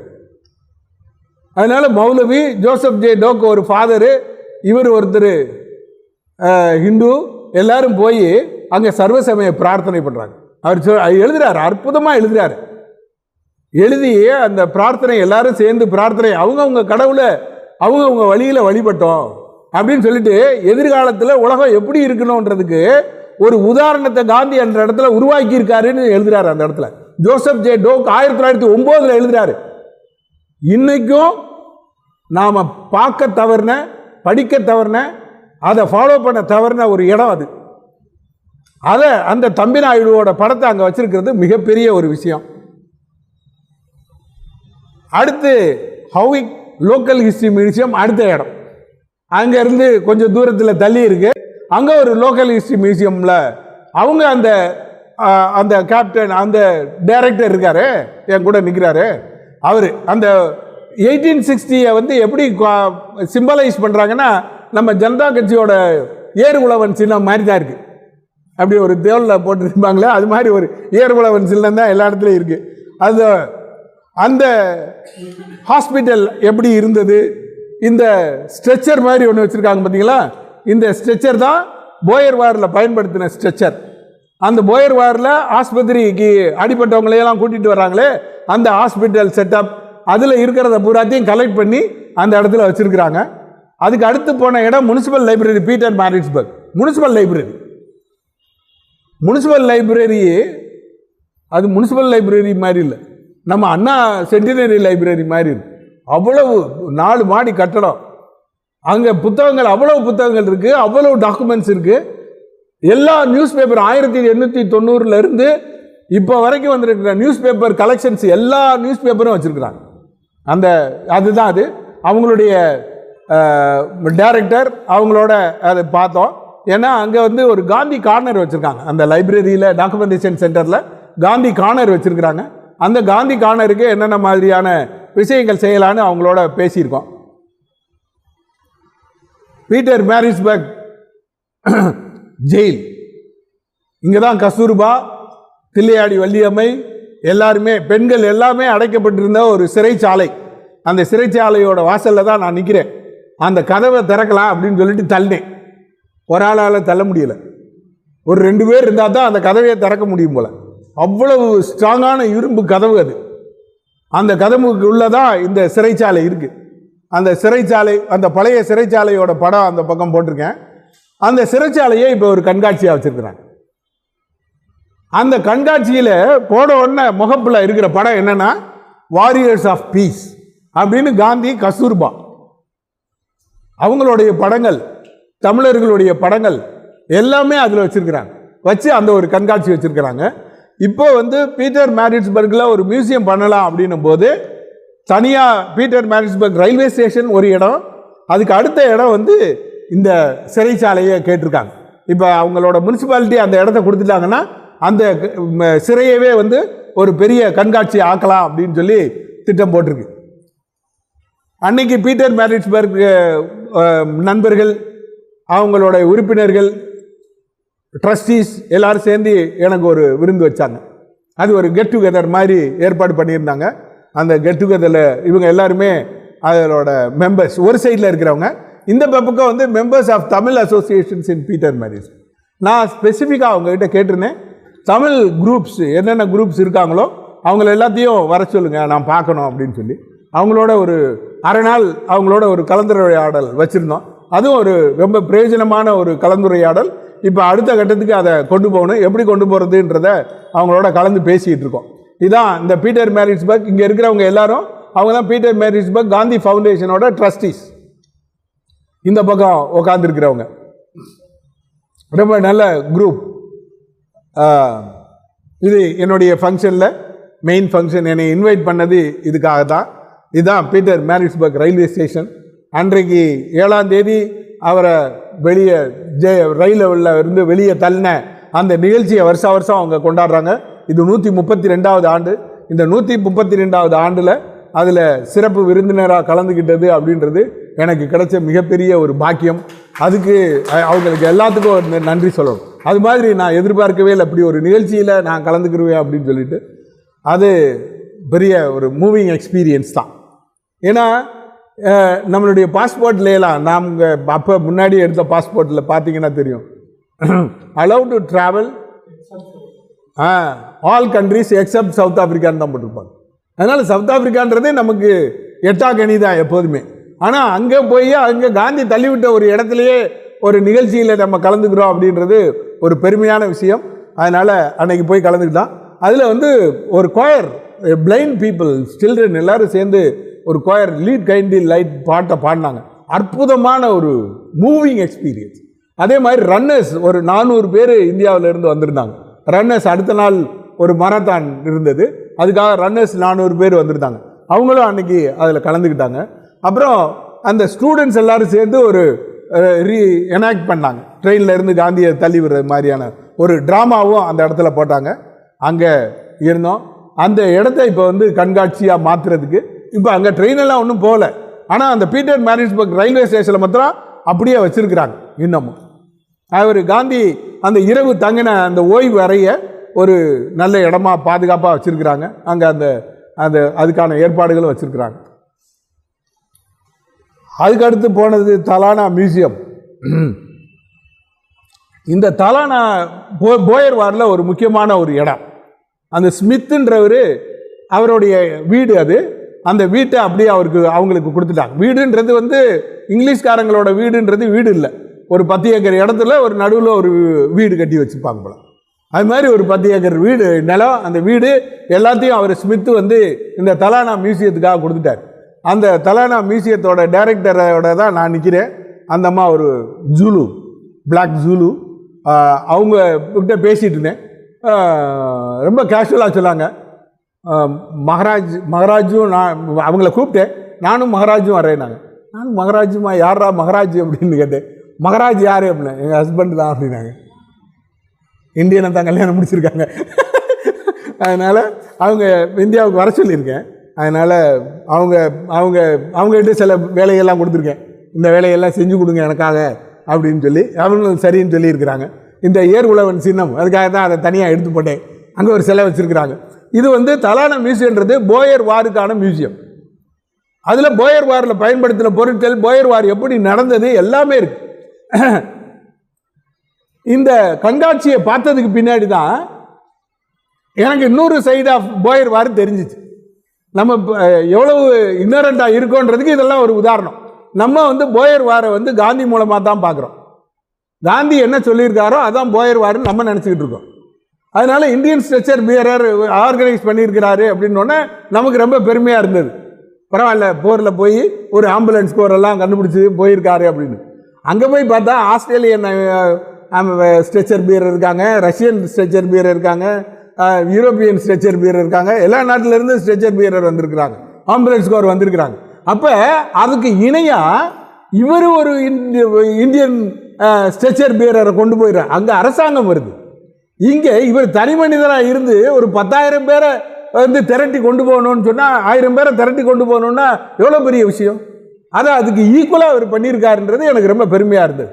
அந்த இடத்துக்கு போய் பார்த்ததுக்கு பின்னாடி தான் அது தெரிஞ்சது. அதுக்கப்புறம் இன்னொன்று தெரிஞ்சது என்ன அப்படின்னு சொன்னால், அந்த போரில் இந்தியர்கள்லாம் நம்ம இவ்வளவு அவங்களுக்கு ஆதரவாக இருந்தோமே அப்படின்றது மாத்திரம் தான் நமக்கு தெரிஞ்சது. ஆனால் அந்த போரில் சண்டை போட்டது இந்தியர்கள் தான். இங்கே இருக்கக்கூடிய பிரிட்டிஷ் கவர்மெண்ட்டு இங்கே இருக்கக்கூடிய இந்திய இராணுவத்தை பூராத்தையும் அங்கே கூட்டிகிட்டு போயிடுச்சு. அது மாத்திரமில்ல, இங்கே இருக்கக்கூடிய சலவை தொழிலாளிகளை பூராத்தையும் அங்கே கொண்டு போயிருக்கு, கூலி தொழிலாளிகளை பூராத்தையும் அங்கே கொண்டு போய் அங்கே வேலை வாங்க வச்சுருக்கு. அது மாதிரி இந்தியன்ஸ் அவங்க ஒரு புத்தகம் வெளியிட்டிருக்காங்க, இந்தியன்ஸ் இன் போயர் வார். அதில் இந்தியர்கள் என்னென்ன மாதிரியானலாம் பண்ணாங்க அப்படின்றதெல்லாம் அதில் இருக்குது. அப்புறம் கான்சன்ட்ரேஷன் கேம்ப்னோடனே நமக்கு தெரிகிறது என்னது, ஹிட்லர் தான் கான்சன்ட்ரேஷன் கேம்ப்பு. இன்றைக்கும் பிரிட்டிஷ்காரங்க ரொம்ப நல்லவங்கன்னு சொல்கிறவங்க இன்னும் நம்ம ஊர்லேயே இருக்காங்க. அவங்க எவ்வளோ நல்லவங்க தெரியுமான்னு. அவங்கெல்லாம் போயர் வாரை பற்றி இன்னும் பண்ணலாம் படித்தாங்கன்னா தெரியும். இந்த ஹிட்லருக்கு முன்னாடியே கான்சன்ட்ரேஷன் கேம்பை வச்சுருந்தது இந்த பிரிட்டிஷர்ஸ். அங்கே பிரிட்டிஷர்ஸு கான்சன்ட்ரேஷன் கேம்ப் வச்சு அங்கே கருப்பர்கள், அங்கே இருக்கக்கூடிய டச்சுக்காரங்களை பூராத்தையும் அங்கே கொண்டு போய் கொடுமை அவ்வளோ பண்ணி சாகடிச்சிருக்கிறாங்க. அங்கே இருக்கக்கூடிய போர் கைதிகளை பூராத்தையும் இந்தியாவுக்கு கொண்டு வந்திருக்காங்க.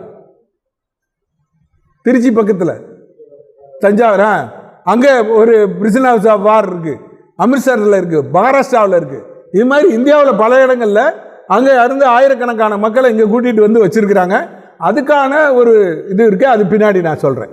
அதனால் இந்த இடத்துல இருக்கிறது அதான் இந்த ஸ்ட்ரெச்சர் நடுவில் ஒரு பொம்மை அப்படி ஸ்ட்ரெச்சரை தூக்கிட்டு போகிற மாதிரி இருக்கு, ஒருத்தர் உள்ளே படுத்திருக்கிறார். அதெல்லாம் உண்மையான ஒரு ஸ்ட்ரெச்சர். அது அந்த ஸ்ட்ரெச்சரை அந்த கண்காட்சியில் வச்சுருக்கிறாங்க. அந்த நடுவில் ஒரு சிவப்பு கலர் பாக்ஸ் இருக்குது பார்த்தீங்களா, அதான் சாக்லேட் பாக்ஸ், 1900 சாக்லேட் பாக்ஸ்.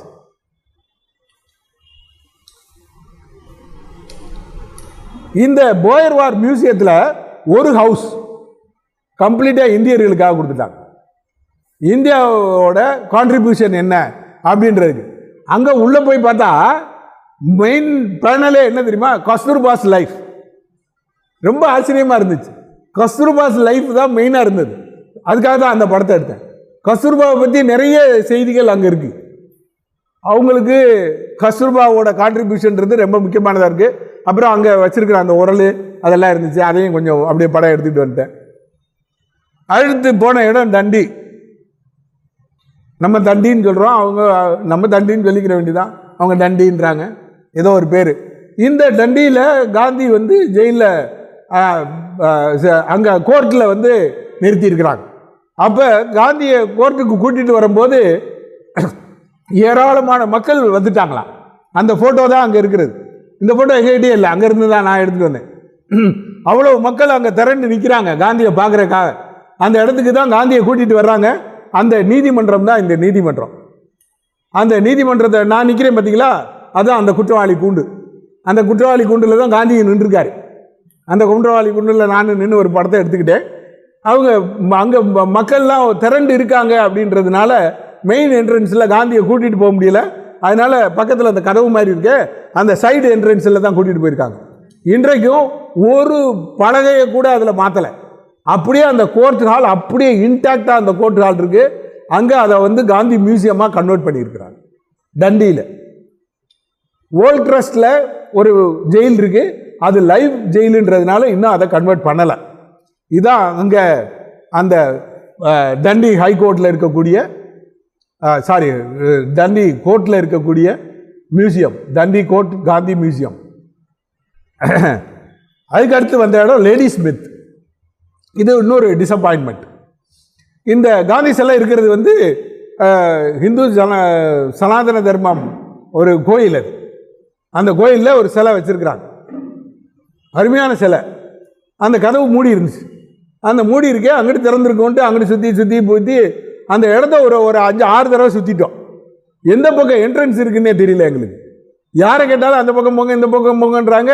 உள்ளே போகிறதுக்கான வாய்ப்புகளே இல்லாமல் போச்சு. நான் சொன்னேன், சரி வெளியே இருந்து ஒரு படத்தை மாத்திரம் எடுத்துக்கிடுவோம் அப்படின்னு. அவர் டேவிட் என் கூட வந்தவர், டேவிட் தான் என் கூட காரில் என்னை கூட்டிகிட்டு போனவர், இந்த இடத்துக்கு பூரா கூட்டிகிட்டு போனவர். அவர் அங்கே போனவர், இல்லை எப்படியும் உள்ளே போயிடுவோம், யாராச்சும் ஒரு இந்தியனை கண்டுபிடிச்சி வந்துடுவோம் அப்படின்ட்டு ரொம்ப தூரம் போகிறான். அந்த லேடி ஸ்மித்து ஊருக்குள்ளேயே இந்தியனை காணும். அப்புறம் அவுட்டரில் ஒரு பெட்ரோல் பங்கில் ஒருத்தர் பெட்ரோல் போட்டுக்கிட்டு இருந்தாரு. அவரை போய் பிடிச்சாச்சு. பிடிச்சி சொன்னோன்னா இந்த மாதிரி அந்த கோயிலில் காந்தி சிலை இருக்குது அப்படின்னு. ஐயோ அங்கே எதுக்கு போனீங்க அப்படின்னு கேட்டார். அது ரொம்ப ஆபத்தான இடம், அங்கெல்லாம் போகக்கூடாது சார் அப்படின்னாங்க. இல்லை அங்கே காந்தி சிலை இருக்குது, அதை போய் பார்க்கணுமே அப்படின்னோம். இல்லை சார் அது ரொம்ப ரிஸ்கான இடம், வேண்டாம் அப்படின்னு சொல்லிட்டார். சரி வெளியே இருந்து ஒரு படம் எடுத்துக்கிடுவோன்ட்டு ஒரு படத்தை எடுத்துக்கிட்டோம். அதுக்கப்புறம் அந்த முனிசிபல் ஆஃபீஸில் முனிசிபல் கார்டனில் தில்லையாடி வள்ளியம்மையோட ஒரு சிலை இருக்குது. அதனால் அந்த சிலையை பார்க்கலாம் அப்படின்னு சொல்லிட்டு போனோம். அந்த சிலையோட பீடம் மாத்திரம்தான் இருக்குது, அதில் வேறு ஒன்றுமே காணோம். மொத்தமாக அதை பூராத்தையும் இடித்து தள்ளிட்டாங்க. இந்த கோயிலுக்குள்ளே போகவே முடியலை. அங்கே தில்லையாடி வள்ளியம்மையோட சிலை கூட இல்லை. அங்கே இருக்கக்கூடிய இந்தியன்ஸ் எல்லாருமே ஸ்ப்ரெட் ஆகி வெளியே போயிட்டாங்க. அது கம்ப்ளீட்டாக இப்போ வந்து பிளாக்ஸோட ஆக்கிரமிப்பில் இருக்குது. அங்கே அது ஒன்றும் நல்லா இல்லை. அந்த இடம் ஒரு பெரிய டிசப்பாயின்மெண்ட்டு. அதையும் அங்கே கான்சல் ஜெனரல்கிட்ட சொல்லியிருக்கு, திரும்ப அதை அந்த இடத்துல வச்சு ஒரு பாதுகாப்பு கொடுங்க அப்படின்னு சொல்லிட்டு அது பண்ணணும். அந்த ஸ்டாச்சு தான் ஒரிஜினல் ஸ்டாச்சு. அந்த ஒரிஜினல் ஸ்டாச்சு பக்கத்தில் இருக்கிற தூண் வந்து கருப்பாடிக்க அதான் இப்போ இருக்கிறது. அதுக்கு உங்களுக்கு காமிக்கிறதுக்காக ரெண்டையும் அதை போட்டு வச்சுருக்கிறேன். இதுதான் அந்த படத்தில் இருந்து எடுத்தேன். ஒரு ஃபோட்டோ காமிச்சேன், ஒரு தில்லையாடி வள்ளியம்மையோட ஸ்டாச்சு இனாகுரேஷன். இது இப்போ இருக்கிற நிலைமை. அதுக்கு பக்கத்தில் காந்தியோட இதெல்லாம் அந்த கார்டனில் வச்சுருக்குறாங்க. இந்த கல்வெட்டெல்லாம் உள்ளே இருக்குது. நல்ல இடம். லேடி ஸ்மித்தும் இந்தியர்கள் நிறைய இருந்த இடம். இந்த போயர் வாரில் ஒரு முக்கியமான ஒரு பகுதி இந்த லேடி ஸ்மித்து தான்.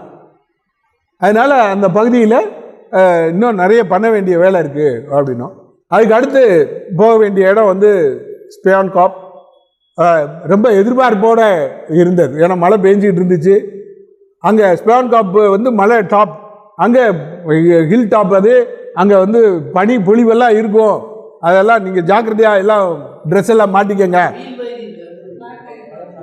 அட சொல்கிறேன் சார், இது அதுக்கு தானே இப்படி ஜோடனை பண்ணிட்டு வர்றேன். எல்லாம் அப்படியே கற்பனையோடு போய்கிட்டு இருக்கோம். அது ரோடு கொஞ்சம் சரியில்லை, அதனால் அதில் வந்து அது போட்டிருந்தாங்க பாத்ஹோல் பாரடைஸ் அப்படின்னு போட்டிருந்தாங்க. அதனால ஜாக்கிரதையாக போகணும் அப்படின்னு சொல்லிட்டு அவர் ரொம்ப ஜாக்கிரதையாக தான் கார் ஓட்டிகிட்டு போனார். ரைட் சைடு ஒரு பெரிய பள்ளம், அதை அவாய்ட் பண்ணுறதுக்காக லெஃப்டில் அப்படி கட் பண்ணிட்டு அப்படி திருப்பினார். டயர் பஞ்சர் ஆயிடுச்சு. ஒன்று நிப்பாட்டி அவர் சொன்னார், மழை தூரிட்டு இருந்துச்சு, நம்ம வந்து ஸ்டெப்னியை மாட்டிட்டு போயிடுவோம். சரி நம்மளே ஸ்டெப்னியை மாட்டிடுவோன்ட்டு எடுத்து எல்லாத்தையும் அவர் அங்கே குனிஞ்சு எல்லாத்தையும் எடுத்து, ஏன்னா அந்த காரில் எல்லாத்தையும் எடுக்கிறதே பெரிய வேலையாக இருக்குது, எடுத்து கொண்டு வந்து வச்சு அதை கலட்டலான்னு முன் டயரை பார்த்தா முன் டயரும் பங்க்சர், 2 டயரும் போச்சு. ஸ்டெப்னி ஒன்று தான் இருக்குது, என்ன பண்ண முடியும்? ஒன்றும் செய்ய முடியாது. அதுக்கப்புறம் அங்கே ஃபோன் பண்ணி ஸ்பான் காப்புக்கு ஃபோன் பண்ணி அங்கேருந்து ஆளை அனுப்ப சொல்லி வண்டியெல்லாம் வந்து எங்களுக்கு 2 பங்க்சரையும் மாட்டி விட்டுட்டு போகிறதுக்குள்ளேயும் டைம் ஆயிடுச்சு. ஸ்பியான் காப் போகவே முடியலை. ஏன் உனக்கு லிங்க் அனுப்பலைன்னு தெரியுதா பிரேமா? எதுக்காக தான், அவங்களுக்கு தெரியவே தெரியாது. அதுக்கு இல்லை, அங்கே நான் பஞ்சர் ஆகிடுச்சு இன்ஜர் ஆகிடுச்சுன்னா இவங்களுக்கு தூக்கம் வராது. ஐயோ காரில் வேற போகிறாங்க, டயர் வேறு பஞ்சர் ஆகிடுச்சு, ஐயோ என்ன ஆகுதோ. அதனால் அதை பற்றி ஒன்றுமே பேசவே இல்லை. அங்கே டெல்லியில் என்னோடய ப்ரோக்ராமு அதில் பண்ணும்போது இவங்க லிங்க் அனுப்புங்க நாங்கள், இல்லைம்மா அனுப்பவே மாட்டேன் அப்படின்னு சொல்லிட்டேன். ஏன்னா அங்கே அனுப்பும் போதே இதை தெரிஞ்சுக்கிடுவாங்க. அதனால் இங்கே வந்து தெரிஞ்சுக்கணுன்றக்காக தான் இதை வந்து மறைச்சிட்டேன். ரைட்டா? Okay right. அப்புறம் இவர் டேவிட் ரொம்ப அற்புதமான ஒரு மனிதர், ரொம்ப ஜாலியாக டிரைவிங் வந்து கிட்டத்தட்ட 500 கிலோமீட்டர் போகிறோம். அங்கேருந்து நாங்கள் லேடிஸ் ஸ்மித்லேருந்து அடுத்து போகிறது வந்து ப்ளூம் ஃபவுண்டைன், அது கிட்டத்தட்ட 500 கிலோமீட்ரு ஜாலியாக ஓட்டிகிட்டு வந்தார். ரொம்ப நல்லா இருந்துச்சு, லாங் டிரைவ். அங்கே இன்னொரு விஷயம் நான் பார்த்தது, சவுத் ஆஃப்ரிக்காவில் நாங்கள் ரொம்ப தூரம் போனோம், ஒரு 1/2 மணி நேரம் ட்ராவல் பண்ணியிருப்போம். போய் ஏதோ ஒரு இடத்துல அப்படி போய் திரும்பும்போது தான் ஒரே ஒரு ஆளை பார்த்தேன். அப்போ ஒரு ஆளை பார்த்துட்டேன் சார் அப்படின்னு சொன்னேன். காரு ஒன்றுமே பார்க்கவே முடியல, ஆனால் ரோடு பிரமாதமாக இருக்குது. 5 மணி நேரம் ட்ராவல் பண்ணியிருக்கோம். நாங்கள் கிராஸ் பண்ண காருகள்ன்றது ரொம்ப கம்மி.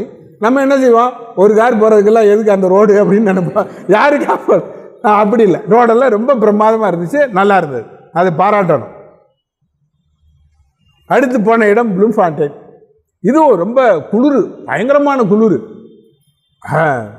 அது பார்த்தா தெரியும், அந்த ஃபோட்டோவை எடுத்துட்டேன் நான். அந்த மண்டேலாவோட சென்ட்ரு படம் வந்து மண்டேலாவோட ஸ்டாச்சு, அந்த ப்ளூம் ஃபவுண்டைன் மலைக்கு உச்சியில் வந்து அந்த சிலையை வச்சுருக்குறாங்க. அந்த ப்ளூம் ஃபவுண்டைன் பூரா பார்க்கலாம், அப்படி ஒரு சிலை வச்சுருக்குறாங்க. அங்கே போனால் குளிர் ஏற்கனவே 2 டிகிரியாக இருக்குது, அதில் வேறு காற்று வேறு அடிக்குது, அது நடுங்கிக்கிட்டு இருக்கோம். அந்த மாதிரி இங்கே நில்லுங்க ஃபோட்டோ எடுக்கணும், அங்கே நில்லுங்க ஃபோட்டோ எடுக்கணும். நாங்கள் ஒரு ஃபோட்டோ போதுங்க. இவங்க சார்லி தான், அந்த சார்லி இருக்காங்கல்ல, அவங்க இடம் தான் அது ப்ளூம் ஃபவுண்டைன். அதில் இன்னொன்று சவுத் ஆஃப்ரிக்காவில் சொல்ல வேண்டியது என்னென்னா, இப்போ 4 ஸ்டேட்டாக இருக்கிற 4 ஒரு முக்கியமான ஒரு இடத்த வச்சுருக்காங்க. இப்போ ப்ளூம் ஃபவுண்டைன்றது வந்து அது வந்து கோர்ட்டோட ஹெட் குவார்ட்டர், சுப்ரீம் கோர்ட் அங்கே தான் இருக்குது. கேப்டவுனில் தான் பார்லிமெண்ட் இருக்குது. ஜோஹன்னஸ்பர்கில் மற்ற அட்மினிஸ்ட்ரேட்டிவ் ஆஃபீஸஸ் இருக்குது. அது மாதிரி ஒவ்வொரு இடத்துலையும், பிரிட்டோரியாவில் ஒன்று இருக்குது. இது மாதிரி ஒவ்வொரு இடத்துலையும் ஒவ்வொரு பகுதியிலையும் ஒவ்வொரு முக்கியமான விஷயங்கள் பண்ணியிருக்காங்க. அதுவும் ரொம்ப முக்கியமானது. இந்த ப்ளூம் ஃபவுண்டைன் ஜெயிலில் காந்தி இருந்திருக்கிறார். அதான் அந்த ஜெயில் பிளாக் அண்ட் ஒயிட்டில் இருக்கிற படம் வந்து ப்ளூம் ஃபவுண்டைன். இப்போ அங்கே போக முடியல எங்களால், ஏன்னா அது அந்த இடமெல்லாம் டிமாலிஷ் பண்ணிட்டாங்க. இப்போ அந்த இடத்த திரும்ப எடுத்து அனுப்ப சொல்லியிருக்கேன். அவங்களும் அனுப்பியிருக்காங்க, சார்லி அனுப்பியிருக்காங்க, போய் அனுப்பிட்டு பண்ணியிருக்காங்க. அங்கே ஒரு வார் மியூசியம் வச்சுருக்குறாங்க. அது ஒரு முக்கியமான ஒரு வார் மியூசியம், போயர் வார் மியூசியம் அப்படின்னு வச்சுருக்குறாங்க. நாங்கள் லேடி ஸ்மித்தில் தங்கியிருக்கிற போது ஒரு பிரிட்டிஷரை சந்தித்தோம். அவர்கிட்ட அடுத்து எங்கே போகிறீங்கன்னு கேட்டார். இதை நாங்கள் காந்தி இருந்தோன்னே அவருக்கு ஒரே சந்தோஷம். அடுத்து எங்கே போகிறீங்க அப்படின்னாரு. நாங்கள் ரொம்ப பெருமையாக ப்ளூம் ஃபவுண்டைன் வார் மியூசியத்துக்கு போகிறோம் அப்படின்னோம். ஓ தட் ப்ரொபகண்டா சென்டர் அப்படின்னாரு. ஏன்னா இவர் பிரிட்டிஷர், அங்கே ப்ளூம் ஃபவுண்டைனில் போயர் வார் மியூசியம், அங்கே போயரை வந்து பிரிட்டிஷார் என்னென்ன கொடுமை பண்ணாங்கன்றது தானே அங்கே வச்சுருக்குறாங்க. அதனால் நீங்கள் ப்ரொபகண்டா இடத்துக்கு போகிறீங்களா அப்படின்னு கேட்டாங்க. பட் இப்போ இருக்க அந்த போயர் மியூசியத்துக்காரங்க அந்த டாக்கீஸ் அந்த பக்கத்தில் ஏன் பக்கத்தில் நிற்கிறாரு டாக்கி, அவர் தான் அதோட டைரக்டர். அங்கே இருக்கிறவங்களாம் அவங்க கூட வேலை செய்கிறவங்க. இப்போ அவங்களோட ஒரு MOU நாங்கள் போட போகிறோம். போட்டு அதில் நாங்கள் என்ன செய்ய போகிறோம்னா போயர் போரில் இந்தியன்ஸோட கான்ட்ரிபியூஷன் என்ன அப்படின்றத பற்றி ஒரு இன்டர்நேஷ்னல் செமினார், அந்த செமினாரோட ஃபைண்டிங்ஸை வச்சு ஒரு கண்காட்சி, அந்த கண்காட்சி இந்தியாவிலையும் சவுத் ஆப்பிரிக்காவிலையும் சைமல்டேனியஸாக இனாகுரேட் பண்ணுறது, அதுக்கப்புறம் அதை வந்து ஒரு புத்தகமாக கொண்டு வர்றது. இந்த ஒரு பிளான் அவங்களோட போட்டிருக்கோம். அது நடக்கும். அந்த ப்ளூம்ஃபாண்டைன், அந்த ப்ளூம்ஃபாண்டைன் போயர் மியூசியத்துக்குள்ளே போனோம்னா ஒரு செக்ஷனில் ஒரு பெரிய காந்தி சிலை, அருமையான ஒரு காந்தி சிலை, எங்கேயுமே இல்லாத இன்னொரு காந்தி சிலை. நானும் வெறும் இருக்கோம் பார்த்தீங்களா, டேவிட்டும் நிற்கிறோம் பார்த்தீங்களா, எங்கள் பக்கத்தில் ஒரு சிலை இருக்கே காந்தி சிலை, அது ஸ்ட்ரெச்சர் பியரான காந்தி ஆம்புலன்ஸ் போட்டு இருக்கிற ஒரு ஃபோட்டோ இருக்கே, அதை சிலையை அங்கே உள்ளே வச்சுருக்கிறாங்க. அங்கே மாத்திரம் தான் அந்த சிலை இருக்குது. நானும் 2வது படம். அதே மாதிரி அந்த ப்ளூம்ஃபாண்டைனோட மியூசியம் வந்து ரொம்ப அற்புதமான மியூசியம் பாருங்க. இது வந்து மாடல்.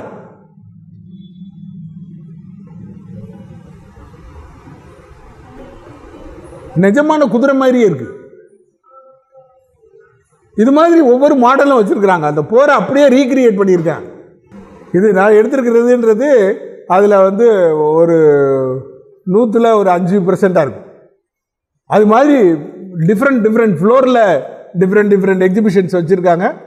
Highly resourceful centre. அன்றைக்கி ப்ளூம்ஃபாண்டைன் முடிஞ்சிருச்சு. ஏன்னா ரொம்ப ஷார்ட் டைம் ப்ளூம்ஃபாண்டைன் மாத்திரம் எனக்கு. ஏன்னா அங்கேருந்து நான் வந்து ஃப்ளைட்டில் தான் வந்து ஜோஹானஸ்பர்க் போகணும். அதனால் ப்ளூம்ஃபாண்டைன் போனோம். இதை வந்து ஒரு ஸ்லைடாக போட வேண்டிய அவசியமே கிடையாது. ஆனால் அது போட்டிருக்கோன்னா அதுக்கு ஒரு காரணம் இருக்குது. என்னை வழி அனுப்புறதுக்காக அவங்க எல்லாருமே வந்திருந்தாங்க. நம்ம சார்லி வந்து கல்யாணம் முடிச்சிருக்கிறது வந்து ஒரு இங்கிலீஷ்காரர். அவர் சொன்னார், என்ன செய்கிறீங்க அப்படின்னு கேட்டேன். நான் ரொம்ப சீரியஸாக கேட்டேன். அவர் ரொம்ப சீரியஸாக அவரும் பயணம், I am now working as a slave அப்படின்னாரு. ஸ்லேவ் டு ஜாலி நாயுடு அப்படின்னாரு. உடனே ஜாலி நாயுடு சொல்கிறாங்க, அம்மா எங்களையெல்லாம் நீங்கள் ஸ்லேவாக வச்சுருந்தீங்களே, அதனால தான் நான் இப்போ உங்களை ஸ்லேவாக வச்சுருக்கேன் அப்படின்னு சொல்லி. அவரும் ஒரு பெரிய ஆர்டிஸ்ட்டு. சார்லி நாயுடும் பிரமாதமான ஒரு ஆர்டிஸ்ட்டு. அவங்களோட படம் ரொம்ப அருமையாக வரைஞ்சிருக்கிறாங்க காந்தியை பற்றி. அந்த ஒரு படம் எனக்காக வரைஞ்சி கொடுக்குறேன்னு சொல்லியிருக்காங்க. அதனால் அவங்க எல்லாருமே வந்தாங்க. எனக்கு வெயிட் ரொம்ப ஜாஸ்தியாக இருக்கிறதுனால நான் ட்ராலி எடுக்க போனேன். அவங்க சொன்னாங்க, எதுக்கு ட்ராலி எடுக்கிறீங்க, நாங்கள் தான் 4 பேர் வரோம்ல, நாங்கள் தூக்கிட்டு வரோம். நீங்கள் இது வரைக்கும் வந்துடுவீங்க, அப்புறம் ஏர்போர்ட்டுக்குள்ளே நான் தானே தூக்கிட்டு போகணும், அதனால் ட்ராலியில் வச்சுக்கிறேன். இல்லை உள்ளே நாங்களும் வர்றோம் அப்படின்னா. உள்ளே போகலாம் போல அப்படின்னு சொல்லிட்டு உள்ளே வந்தால் ஏர்போர்ட்டுக்குள்ளே உள்ளே போயாச்சு. கேட்டை திறந்து உள்ளே போயாச்சு. சரி அதோடு நிறுத்திடுவாங்கன்னு பார்த்தா அது போர்டிங் பாயிண்ட் வரைக்கும் வருது. ஒரு செக்கிங் கிடையாது, ஒன்றும் கிடையாது. போர்டிங் பாயிண்ட் வரைக்கும் எல்லோரும் வர்றாங்க. இது எனக்கு ரொம்ப ஷாக்கிங்காக இருந்துச்சு. பரவாயில்ல இப்படியெல்லாம் இருக்கே அப்படின்ட்டு. ஆனால் அதை விட ஒரு அடுத்த ஷாக்கு என்னென்னா, இல்லையே அங்கே நாங்கள் போகிற ஃப்ளைட்டு கவுண்ட்ரு காலியாக இருந்தது, அதுக்கு அடுத்த கவுண்டர் ஃபுல்லாக இருந்தது. என்னடா இது, நம்ம கவுண்டர் எப்போ திறப்பாங்கன்னு தெரியலையே, 1 மணி நேரத்துக்கு நம்ம 2 மணி நேரத்துக்கு முன்னாடி வந்துட்டோமோ அப்படின்னு டயத்தை பார்த்துட்டு நான் இவர்கிட்ட கேட்குறேன், டேவிட்கிட்ட. இன்னொன்று அவன்கிட்ட கேட்போம் அப்படின்ட்டு அங்கே போய் ஒருத்தர்கிட்ட கேட்டோம். உடனே அவன் வேலையும் பார்த்தேன், இன்றைக்கா போகிறீங்க அப்படின்னா. ஆமாம் அப்படின்னா. டிக்கெட்டை காமிங்க அப்படின்னா. டிக்கெட்டை பார்த்தாரு. பார்த்து இது டிக்கெட் நாளைக்கு இல்லை அப்படின்னாரு. என்ன இருக்க வேண்டாமா, இது பரவாயில்ல. இந்த ஜோக்குக்கு முன்னாடி அங்கே தென்னாப்பிரிக்க இதை பற்றி நான் டெல்லியில் ப்ரோக்ராம் பண்ணுறோம். அன்றைக்கி வந்து 3ஆம் தேதி ப்ரோக்ராம். உட்காந்துருக்கேன், நான் எல்லாம் ஃபைனல் பண்ணிகிட்ருக்கிறேன், ஸ்லைட்ஸ் எல்லாம்.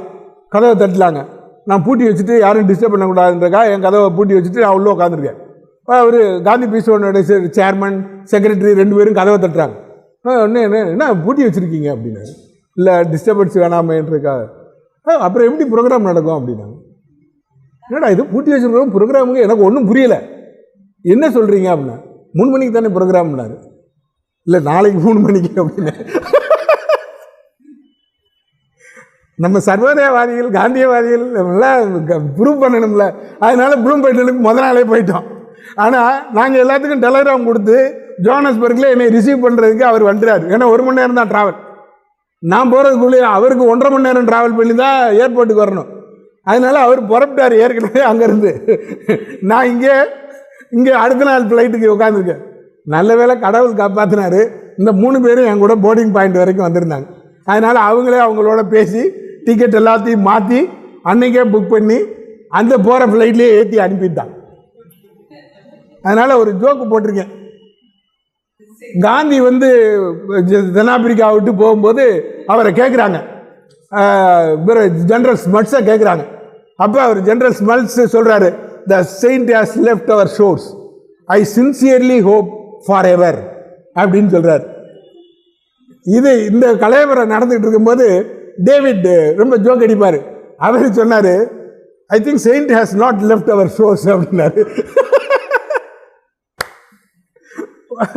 உடனே நான் உள்ளே போய் உட்காந்து போர்டிங் ஆனதுக்கு பின்னாடி நான் அவருக்கு ஒரு மெசேஜ் பண்ணேன். அதில் என்ன பண்ணேன், அதே தான் வார்த்தைகள், the saint has left our shores, I sincerely hope not for ever அப்படின்னு பண்ணேன். அதுக்காக இந்த ஸ்லைடு தனியாக இதுக்காக போட்டது. நம்மளுடைய சிக்னேச்சர் இருக்கணும்ல சவுத் ஆப்பிரிக்கன் ட்ரிப்பில், அதுக்காக. இது அடுத்த இடம் ஜோஹானஸ்பர்கில் ஒரு முக்கியமான ஒரு இடம். காந்தி எளிமையாக வாழ்கிறதுக்கான ஒரு இடத்தை தேர்ந்தெடுத்து அங்கே எளிமையான வாழ்க்கையை எப்படி வாழ்கிறது அப்படின்றத பயிற்சி பண்ணுறதுக்கான இடம். உடனே நான் என்ன சொன்னேன், நம்ம ஸ்பான்சர்கிட்ட நான் அங்கே தங்கணும், அதுக்கு ஒரு ஏற்பாடு பண்ணுங்க அப்படின்னாரு. அவர் ஃபோன் பண்ணி அது ரொம்ப முடியாது அப்படின்னாரு. ஏன் அப்படின்னு, அது வந்து 5 ஸ்டார் ஹோட்டலோட 3 மடங்கு அதிகமாக அங்கே தங்குறது. காந்தி எளிமையாக தங்கணுன்றதுக்கான முயற்சி எடுத்த ஒரு இடத்துல தங்குறதுக்கு இப்போ 5 ஸ்டாரை விட 3 மடங்கு அதிகமாக கொடுத்து கட்டணம் செலுத்த வேண்டிய கட்டாயத்தில் இருக்குது. அது ப்ரைவேட் ப்ராப்பர்ட்டி. பட் இந்த இடத்த மாத்திரம் அப்படியே மெயின்டைன் பண்ணுறாங்க. வேறு ஒன்றும் எந்த மாற்றங்களுமே பண்ணாமல் அந்த இடத்த பண்ணுறாங்க. இதுக்கு பேர் கிரால் காந்தி கேலன்பாக். இது வந்து கேலன்பாக் ஆர்கிடெக்டாக இருந்ததுனால அவரே ஆப்பிரிக்கன் ஆர்கிடெக்டையும் அவருடைய ஜெர்மன் ஆர்கிடெக்டையும் சேர்த்து கட்டின ஒரு வீடு. அந்த வீடை அற்புதமாக மெயின்டைன் பண்ணுறாங்க. அதோட டைனிங் ஹால் அப்படின்னு. அதில் வந்து காந்தி வந்து கேலன்பாக்கு கடிதம் எழுதும்போது மைடியர் லோயர் ஹவுஸ் அப்படின்னு போடுவார். கையெழுத்து போடும்போது யுவர் சின்சியர்லி அப்பர் ஹவுஸ் அப்படின்னு போடுவார். கேலன்பாக்கை லோயர் ஹவுஸாகவும் இவரை வந்து அப்பர் ஹவுஸாகவும் அவர் போடுறார். இதை பற்றி ஒரு அசிங்கமான கமெண்ட்டும் அடிச்சிருக்காங்க, ஒரு புத்தகத்தில் எழுதியிருக்கிறாங்க. அதனால தான் அவர் அப்படி போடுறாங்கன்றலாம். ஆனால் காந்தி அதில் எந்த இடத்துலையும் எக்ஸ்பிளைன் பண்ணலை. ஒருவேளை அவர் இளையவர், அது நான் மூத்தவர்ன்ற ஒரு காரணம் இருக்கலாம். ஆனால் இதை பற்றி ஒரு குறிப்பு கலெக்டர் நோட்ஸில் கொடுத்துருக்குறாங்க. ஆனால் நான் அங்கே போய் பார்த்ததுக்கு பின்னாடி எனக்கு ஏற்பட்ட ஒரு எண்ணம் என்ன அப்படின்னு சொன்னால், அது வந்து 2 பகுதியாக இருக்குது. ஒன்று கீழ்ப்பகுதி, இன்னொன்று மேல் பகுதி. அந்த படி மாதிரி ஒன்று கட்டி வச்சுருக்காங்க பார்த்தீங்களா, அந்த படியில் மேலே ஏறி போனீங்கன்னா காந்தியோட பெட்ரூம், அது அப்பர் ஹவுஸ். கேலன்பாக்கோட பகுதி கீழ்ப்பகுதி, அது லோயர் ஹவுஸ் இருக்கலாம் அப்படின்ற அந்த வீடை பார்த்தோன்னே தெரிஞ்சது. அந்த வீட்டை நல்லா பண்ணியிருக்கிறாங்க. அவருக்கு பயன்படுத்தின பொருட்கள்லாம் அப்படியே அந்த வீட்டுக்குள்ளேயே வச்சுருக்குறாங்க, கண்ணாடி அறைக்குள்ளே.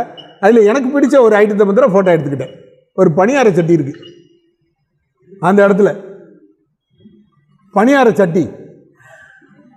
அதுக்கு எப்படியோ அங்கே போயிருக்கு, எங்கேயோ தாண்டி கீண்டி போய் ஜோஹானஸ்பர்க் வரைக்கும் நம்ம பணியார சட்டி போயிடுச்சு போல். அந்த இடத்துல இருக்குது அந்த ஒரு பணியார சட்டி மாதிரி இருக்குது, அந்த கீழ் பகுதியில் இருக்குது பாருங்கள். அதுதான், இதுதான் அவருடைய வீடு. அவர் இருந்த பகுதிகளை பூராத்தையும் அப்படியே வச்சுருக்காங்க. இதுவும் ஹெரிட்டேஜ் சென்டர். அடுத்து போனது வந்து ஜோஹானஸ்பர்க்கில் முக்கியமான இடம், காந்தி அதிகமாக இருந்த இடம் ஜோஹானஸ்பர்க்கில். அங்கே தான் கோர்ட்டெல்லாம் இருந்த இடம். கோர்ட்டில் அவர் பயிற்சி எடுத்தது. அதனால் என் கூட இருக்கிற ஒரு டாக்டர் எரிக், அவர் வந்து ஒரு அருமையான ஒரு புத்தகம் எழுதியிருக்காரு, காந்திஸ் ஜோஹானஸ்பர்க் அப்படின்னு சொல்லி. காந்தி ஜோஹானஸ்பர்க்கில் எங்கெங்கே இருந்தாரோ எல்லாத்தையும் பதிவு பண்ணி ரெக்கார்ட் பண்ணியிருக்கிறார். அருமையான ஒரு புத்தகம் நம்மகிட்ட கூட இருக்குது. இந்த இடத்த வந்து தேர்ந்தெடுத்து இந்த இடத்துல காந்தியோட சிலையை வைக்கணும், இது மாதிரியான சிலையை வைக்கணும்னு முயற்சி எடுத்தவர் இந்த டாக்டர் எரிக் தான். அதனால் இந்த இடத்துக்கே வந்து இப்போ காந்தி ஸ்கொயர்னு பேர். அந்த காந்தி ஸ்கொயரில் அவர் கூட நின்று அந்த படத்தை எடுத்துக்கிட்டு நான் வந்து காந்தி த லாயர் அப்படின்ற ஒரு புத்தகம் எழுதியிருந்தேன். அந்த புத்தகத்தோட அட்டைப்படம் இந்த சிலை தான். அதனால் அந்த இடத்துக்கு காந்தி ஸ்கொயர்னு பெயர் வைக்க காரணமான அந்த எரிக்கு அந்த இடத்துல அந்த புத்தகத்தை பரிசாக கொடுத்தேன். அவருக்கு ரொம்ப சந்தோஷம். அவர் ஒரு மெடல் கொடுத்தாரு. அம்மா அந்த மெடல் அங்கே இருக்குமா? வீட்டில் அந்த பெட்டிக்குள்ளே இருக்குதுன்னு நினைக்கிறேன், மறந்து போயிட்டேன். அந்த சிலையை வச்சதுக்காக அவருக்கு அந்த இதையும் கொடுத்தேன். அதுக்கப்புறம் போன இடம் வந்து ஹமீதியா மாஸ்க். ஹமீதியா மாஸ்கில் தான் ஆயிரக்கணக்கான பேர் வந்து ஒன்று திரண்டு அங்கே அந்த ரிஜிஸ்ட்ரேஷன் பண்ண அந்த பதிவு அட்டைகளை பூராத்தையும் எரிச்ச இடம். அந்த இடத்துக்குள்ள தான் அந்த ஃபோட்டோலாம் இருக்குது. அருமையான ஒரு ஃபோட்டோ. எல்லாரும் போய் அதில் போய் பான்ஃபயர் பண்ணுவாங்க. அந்த இடத்துல அந்தவே மாதிரி ஒரு அடுப்பு சட்டி மாதிரி ஒரு சட்டி, அந்த சட்டியில் ட்ரூத் அப்படின்ற ஒரு இதை வச்சு அந்த இடத்துல ஒரு பகுதியை வச்சுருக்குறாங்க. அதுவும் ரொம்ப அருமையான ஒரு இடம். அதுக்கு நாங்கள் போயிருந்தோம். அதுதான் உள்ள மசூதிக்குள்ளே ஒன்றும் இல்லை, முக்கியமானது இல்லை. பட்டு மசூதிக்குள்ளே போயிட்டு வந்துட்டோம், வேறு ஒன்றும் இல்லை. ஆனால் அதுக்கான அடையாளம் இங்கே மாத்திரம்தான் இருக்குது. அதுக்கடுத்து அந்த இடத்துல இருக்கிற அந்த கார் நிற்கிற இடம் இருக்குது பார்த்தீங்களா, ஸ்ட்ரீட்டு, ரிச்சி ஸ்ட்ரீட். அங்கே தான் காந்தியோட ஆஃபீஸ் இருந்துச்சு. ஒரு ஃபோட்டோ இருக்கும், காந்தி எம்கே காந்தி அட்டார்னி அப்படின்னு ஒரு ஃபோட்டோ இருக்கும். காந்தி அந்த இடத்துல உட்காந்து ஃபோட்டோ எடுத்திருப்பாரு. எல்லோரும் நின்று ஒரு ஃபோட்டோ இருக்கும். அந்த ஆஃபீஸ் இருந்த இடம் இந்த இடம் தான். அதுக்கு அடுத்து போன இடம், முக்கியமான இடம், தில்லையாடி வள்ளியம்மையோட நினைவிடம். காந்தியடிகள் கடைசியாக பங்கெடுத்துக்கிட்ட நிகழ்ச்சி 1914 பங்கெடுத்துக்கிட்ட நிகழ்ச்சி இந்த நாகசாமி இந்த தில்லையாடி வள்ளியம்மையோட இதில் தான் வந்து அஞ்சலி செலுத்திட்டு போகிறாரு. அந்த இடத்துக்கு அங்கே போனோம். அங்கே அந்த கல்லறை அதெல்லாம் இருக்குது. கொஞ்சம் அதை இடிச்சிட்டாங்க, திரும்ப அது எல்லாத்தையும் கண்டுபிடிச்சி எல்லாத்தையும் அந்த இடத்துல வச்சுருக்குறாங்க. இவங்களுக்கு மாத்திரம் இல்லை, இன்னும் பல பேருக்கு அங்கே சைனீஸோட எத்தனையோ பேர் இறந்துருக்குறாங்க, அவங்களுக்கான கல்லறைகள் இருக்குது. இப்போ ஆப்பிரிக்கன் நேஷனல் காங்கிரஸ் இப்போ வந்ததுக்கு பின்னாடி அவங்களோட தேசிய கீதம் எழுதியிருக்காங்களே, அவர் யாரோ ஒரு கருப்பர், யாருன்னே தெரியாது, நம்ம மாதிரி ஒரு பாப்புலரான ஆள் கிடையாது. ஆனால் அவருடைய கவிதை பெரிய பாப்புலர் ஆயிடுச்சு. அதனால அதான் தேசிய கீதமாக அங்கே இருக்குது. அவருடைய சமாதியும் அங்கே உள்ளே இருக்குது. இப்போ அந்த இடத்த பூராத்தையும் எடுத்து நல்லா பண்ணியிருக்கிறாங்க. ஃபோர்ட் ஜெயில், ஜோனஸ்பர்கில் இருக்கக்கூடிய கான்ஸ்டிடியூஷன் ஹில்லில் இருக்கக்கூடிய ஒரு ஜெயில். அந்த ஜெயிலில் நடந்த நிகழ்ச்சிகளை எல்லாத்தையும் காந்தி அருமையாக வர்ணிச்சிருக்கிறார். அங்கே உள்ளே போகும்போதே வந்து ஜெயிலுக்குள்ளே நீங்கள் போகும்போதே உங்களை ட்ரெஸ் எல்லாத்தையும் அவுத்துட்டு தான் உள்ளே அனுப்புவாங்க. எல்லாத்தையும் நேக்கடாக தான் போகணும். எல்லாம் செக் பண்ணிட்டு தான் அப்புறம் போகணும். காந்தி அதெல்லாம் எழுதிட்டு அது பண்ணாங்களா என்னன்றதை பற்றி எழுதலை. ஆனால் அதுக்கு நாங்கள் தயாராக இருந்தோன்னு மாத்திரம் சொல்லி முடிச்சிட்டார், தெரியாது. ஆனால் அங்கே நடந்த அந்த நிகழ்ச்சிகள்லாம் சொல்லியிருக்கிறார். ஒரு இதில் வந்து டாய்லெட்டில் போய் உட்காந்துருக்கார். அப்போ ஒரு கற்பர் வந்திருக்கிறார். வந்தோடனே அவனுக்கு அவர் என்ன அவசரமோ, இவரை எந்திரின்னு இருக்காரு, இவரும் உட்காந்துருந்துருக்காரு. எந்திரிக்க மாட்டேன்னு ஓங்கி ஒரு ஆரஞ்சு கையை பிடிச்சி இழுத்து கீழே தள்ளி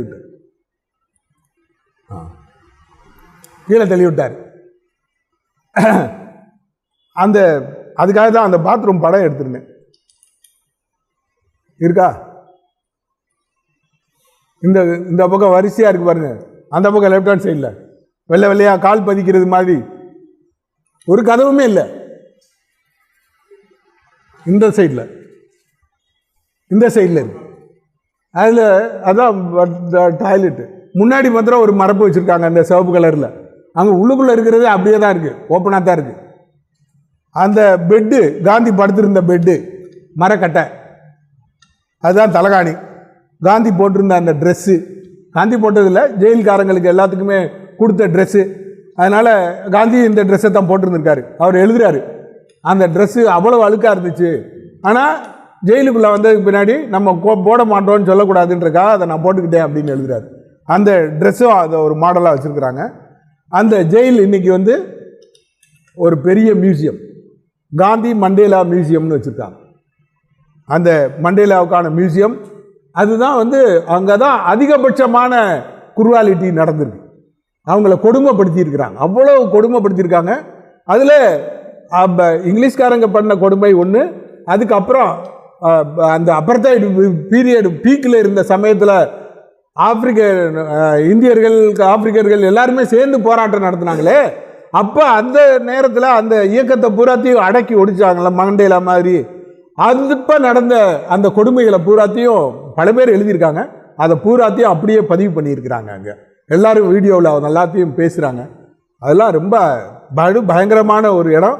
அந்த இடத்துல உள்ள நுழைஞ்ச உடனேயே காந்தி சிறை வச்சிருந்த இடத்துல ஒரு காந்தி சிலை வச்சிருக்கிறாங்க. அதே மாதிரி அது அந்த பக்கம் மண்டேலா போர்ஷனில் காந்தி மண்டேலா கண்காட்சி அப்படின்னு வச்சிருக்கிறாங்க. இதுதான் அந்த ஃபோர்ட் மியூசியத்தோட என்ட்ரன்ஸ். இதுக்கு முன்னாடி காந்தி நின்று எடுத்த போட்டோ இருக்கு.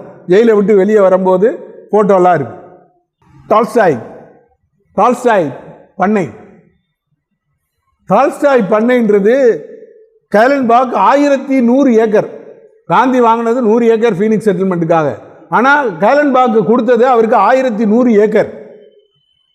அந்த 1100 ஏக்கரில் சத்தியாகிரகிகள் குடும்பமாக வாழ்ந்திருக்காங்க. அங்கே தமிழர்கள் அதிகமாக வாழ்ந்தது டால்ஸ்டாய் பண்ணையில். ஒரு பில்டிங் கூட கிடையாது. எல்லாத்தையும் தரமட்டமாக்கிட்டாங்க. அது மாத்திரம் இல்லை, இங்கே இருக்க இதான் அவர் இருந்த வீடு. இந்த படி மாதிரி மேலே ஏறி போகிறது, அதோட கீழே இருக்க பிளாக் அண்ட் ஒயிட் படம் தான் ஒரிஜினல் படம். இப்போ அங்கே இருக்கிறது அது வெறும் அடித்தளம் மாத்திரம் தான், மேலே ஒன்றுமே கிடையாது. இப்போ புதுசாக ஒரு பில்டிங் கட்டியிருக்காங்க ஒரு 3.5 ஏக்கரில். அது அந்த 1100 ஏக்கரும் அப்பர்தாய்டு பீரியடில் எல்லாத்தையும் வெளியே அனுப்பிட்டாங்க. யாரும் இல்லை. அரசாங்கம் ஒரு செங்கல் சூளைக்கு கொடுத்துட்டாங்க. இப்போ 1100 ஏக்கர்லேயே செங்கல் சூளை இருக்குது. அந்த செங்கல் சூளை முதலாளி மனசு வச்சு இது காந்தி இடம்னு சொல்கிறாங்க, அதனால ஒரு 3 ஏக்கரில் நீங்கள் ஒரு நினைவிடம் வச்சுக்கங்கன்னு கொடுத்துருக்காரு. அதுவும் அனுமதி தான் கொடுத்துருக்காரே ஒழிய டைட்டில் டீடு எதுவும் கொடுக்கல, பத்திரப்பதிவு எதுவும் நடக்கலை. அதனால இப்போ அங்கே ஒரு கட்டடம் கட்ட முடியலை. இதை திரும்ப பண்ணணும் அப்படின்னு நினச்சிட்டு இருக்காங்க. ஆனால் அது பண்ண முடியலை. கோர்ட்டில் கேஸ் நடந்துகிட்டு இருக்கு. இது ஒரு முக்கியமான ஒரு இடம். அந்த இடத்த இப்போ ரிவைவ் பண்ணணுன்ற ஒரு முயற்சியில் இருக்குது. சார்லி நாயுடு அவங்க தான் லீகல் ஹெட்டு. அவங்களும் அதுக்கு வேண்டிய ஏற்பாடுகளை பண்ணணும் அப்படின்னு சொல்லி பண்ணிக்கிட்டு இருக்கிறாங்க. அப்புறம் அதுக்கு அடுத்து போன இடம் நாங்கள் ரொம்ப எதிர்பார்த்து போன ஒரு இடம். அங்கே இருக்கக்கூடிய ஒரு சயின்ஸ் லோக்கல் ஹிஸ்ட்ரி மியூசியம். அங்கே தான் ஜென்ரல் ஸ்மட்ஸ் மியூசியம் தனியாக இருக்குது. அந்த ஜென்ரல் ஸ்மட்ஸ் மியூசியத்தில் இருந்த அந்த காந்தியடிகள் பரிசு கொடுத்த அந்த செப்பல் அதை இந்த மியூசியத்தில் வச்சுருக்காங்க அப்படின்னு சொன்னாங்க. காந்தியே ஜென்ரல் ஸ்மட்ஸுக்கு கொடுத்த செருப்பு, அதில் நான் நிற்க தகுதியே இல்லை எனக்கு அப்படின்னு இந்தியாவுக்கு திருப்பி அனுப்பிட்டாங்கன்னு சொன்னாங்க. ஆனால் அது இந்தியாவுக்கு வரல. இந்தியாவுக்கு வராமல் அங்கேயே இருந்துருச்சு. அந்த செப்பலை இப்போ அங்கே வச்சுருக்குறாங்க, பத்திரமா வச்சுருக்குறாங்க. அதை பார்க்குறதுக்கு நாங்கள் முன்னாடியே ஏற்பாடுகள்லாம் பண்ணிட்டோம். அங்கே இருக்கக்கூடிய ஹை கமிஷனர் ஆஃபீஸ்லேருந்து பேசி அதுக்கு ஏற்பாடு பண்ணிட்டாங்க. ஆனால் அதை திறக்கிறதுக்கு 2 பேர் அனுமதி வாங்கி அவங்க சாவி திறந்து உள்ளே போகிறதுக்குள்ளேயும் அது பெரிய ப்ராசஸாக இருந்தது. பரவாயில்ல. ஆனால் அவங்க ரொம்ப உற்சாகமாக எங்களுக்கு காமிச்சாங்க. அந்த செப்பல் தான் காந்தி செஞ்ச செப்பல். அதான் அவங்களுடைய பொறுப்பாளர் அவங்க நிற்கிறாங்க. அவங்க அந்த செப்பலை காமிச்சாங்க. அவங்க என்ன சொன்னாங்கன்னா, இந்த செப்பல் உங்களுக்கு தேவைன்னா டெம்பரரியாக நாங்கள் உங்களுக்கு எங்கள் செலவுலேயே அனுப்ப தயாராக இருக்கோம் அப்படின்னு சொல்லியிருக்காங்க. அது நடக்குமா நடக்காதான்னு தெரியாது, பார்க்கலாம். அப்படி ஒரு அனுமதியை வாங்கி வச்சுருக்கு. என் கூட நிற்கிறவர், அந்த பக்கத்தில் நிற்கிறவர் மோகன் ஹீரா. அவர் தான் இப்போ டால்ஸ்டாய் பண்ணைக்கு பொறுப்பாளராக இருக்கிறாரு. 87 வயசு. என் கூட ஜோகன்னஸ்பர்க் பூரா சுற்றி வந்தவர் அவர் தான். அப்புறம் பிரிட்டோரியா போனோம். பிரிட்டோரியாவில் ஹை கமிஷனர் அவர் ஜோகன்னஸ்பர்க்கோட கான்சல் ஜெனரல் மகேஷ்குமார். இவர் பிரபாத் குமார், பீகார்காரர். அவர் ரொம்ப எளிமையான மனிதர். அவர் எல்லாம் காஃபி எல்லாம் கொடுத்து நல்லா உற்சாகமாக, ஏன்னா ஏற்கனவே 7th ஜூலையில் அவர் தான் வந்திருந்தார். அதனால் அவர் முன்னாடியே சொல்லியிருந்தார், நீங்கள் வரும்போது நம்ம பார்ப்போம் அப்படின்னாரு. அதுக்காக அவரை போய் பார்க்க போயிருந்தேன். எல்லாம் நல்ல ஏற்பாடுகள் பண்ணியிருந்தாங்க. அப்புறம் நான் சொல்லிட்டு கிளம்புனேன். அவரும் கூட வந்தார். படி இறங்க வந்தார். நீங்கள் இறங்க வேண்டாம், நீங்கள் இருங்க, நான் போய்க்கிறேன் அப்படின்னு. இல்லை நானும் வரேன் அப்படின்னாரு. என்னதான் இருந்தாலும் ஹை கமிஷனர் அவர் தான் இருக்கிறதுலே உயர் அதிகாரி, இந்திய அரசாங்கத்தோட உயர் அதிகாரி. அதனால் வேண்டாங்க, நீங்கள் அங்கேயே இருங்க. எங்கள் அப்பாவே கதர் தான் போட்டுக்கிட்டு இருந்தார். எங்கள் அப்பாவே ஒரு சர்வோதயவாதி. அதனால் நம்ம எல்லோரும் சர்வோதயா ஃபேமிலி தானே அதனால் அதெல்லாம் ஒன்றும் இல்லை வாங்க அப்படின்னு சொல்லி கடைசி வரைக்கும் கூட்டிகிட்டு வந்து வழி அனுப்பி வச்சார். அந்த வழி அனுப்பி வச்ச ஒரு ஃபோட்டோவும் வச்சுருக்கேன், அது இதில் வைக்கல. ஏன் தெரியுமா, மோகனுக்கு ரொம்ப பிடிக்கும். நேருவோட சிலை தான் மெயினாக இருக்குது. நல்ல வேலை இன்னும் நேரு இருக்கார் அங்கே எல்லாம் அப்படின்னு சொல்லிட்டு இதை நல்லா பத்திரமா இதை மாத்திரம் காமிச்சிக்கிட்டு இதை கொண்டு வந்து சேர்ந்தாச்சு. அதனால் என்னுடைய தென்னாப்பிரிக்க பயணம் அப்படின்றது ஒரு மனதுக்கு நிறைவான, எதிர்காலத்தில் மிகவும் வேலை வாய்ப்பை கொடுக்கக்கூடிய ஒரு பயணம் முடிஞ்சிருச்சு. எல்லாம் உங்களுடைய ஆசீர்வாதத்தினால இப்படி ஒரு நல்ல ஒரு நிகழ்ச்சி நடந்திருக்கு.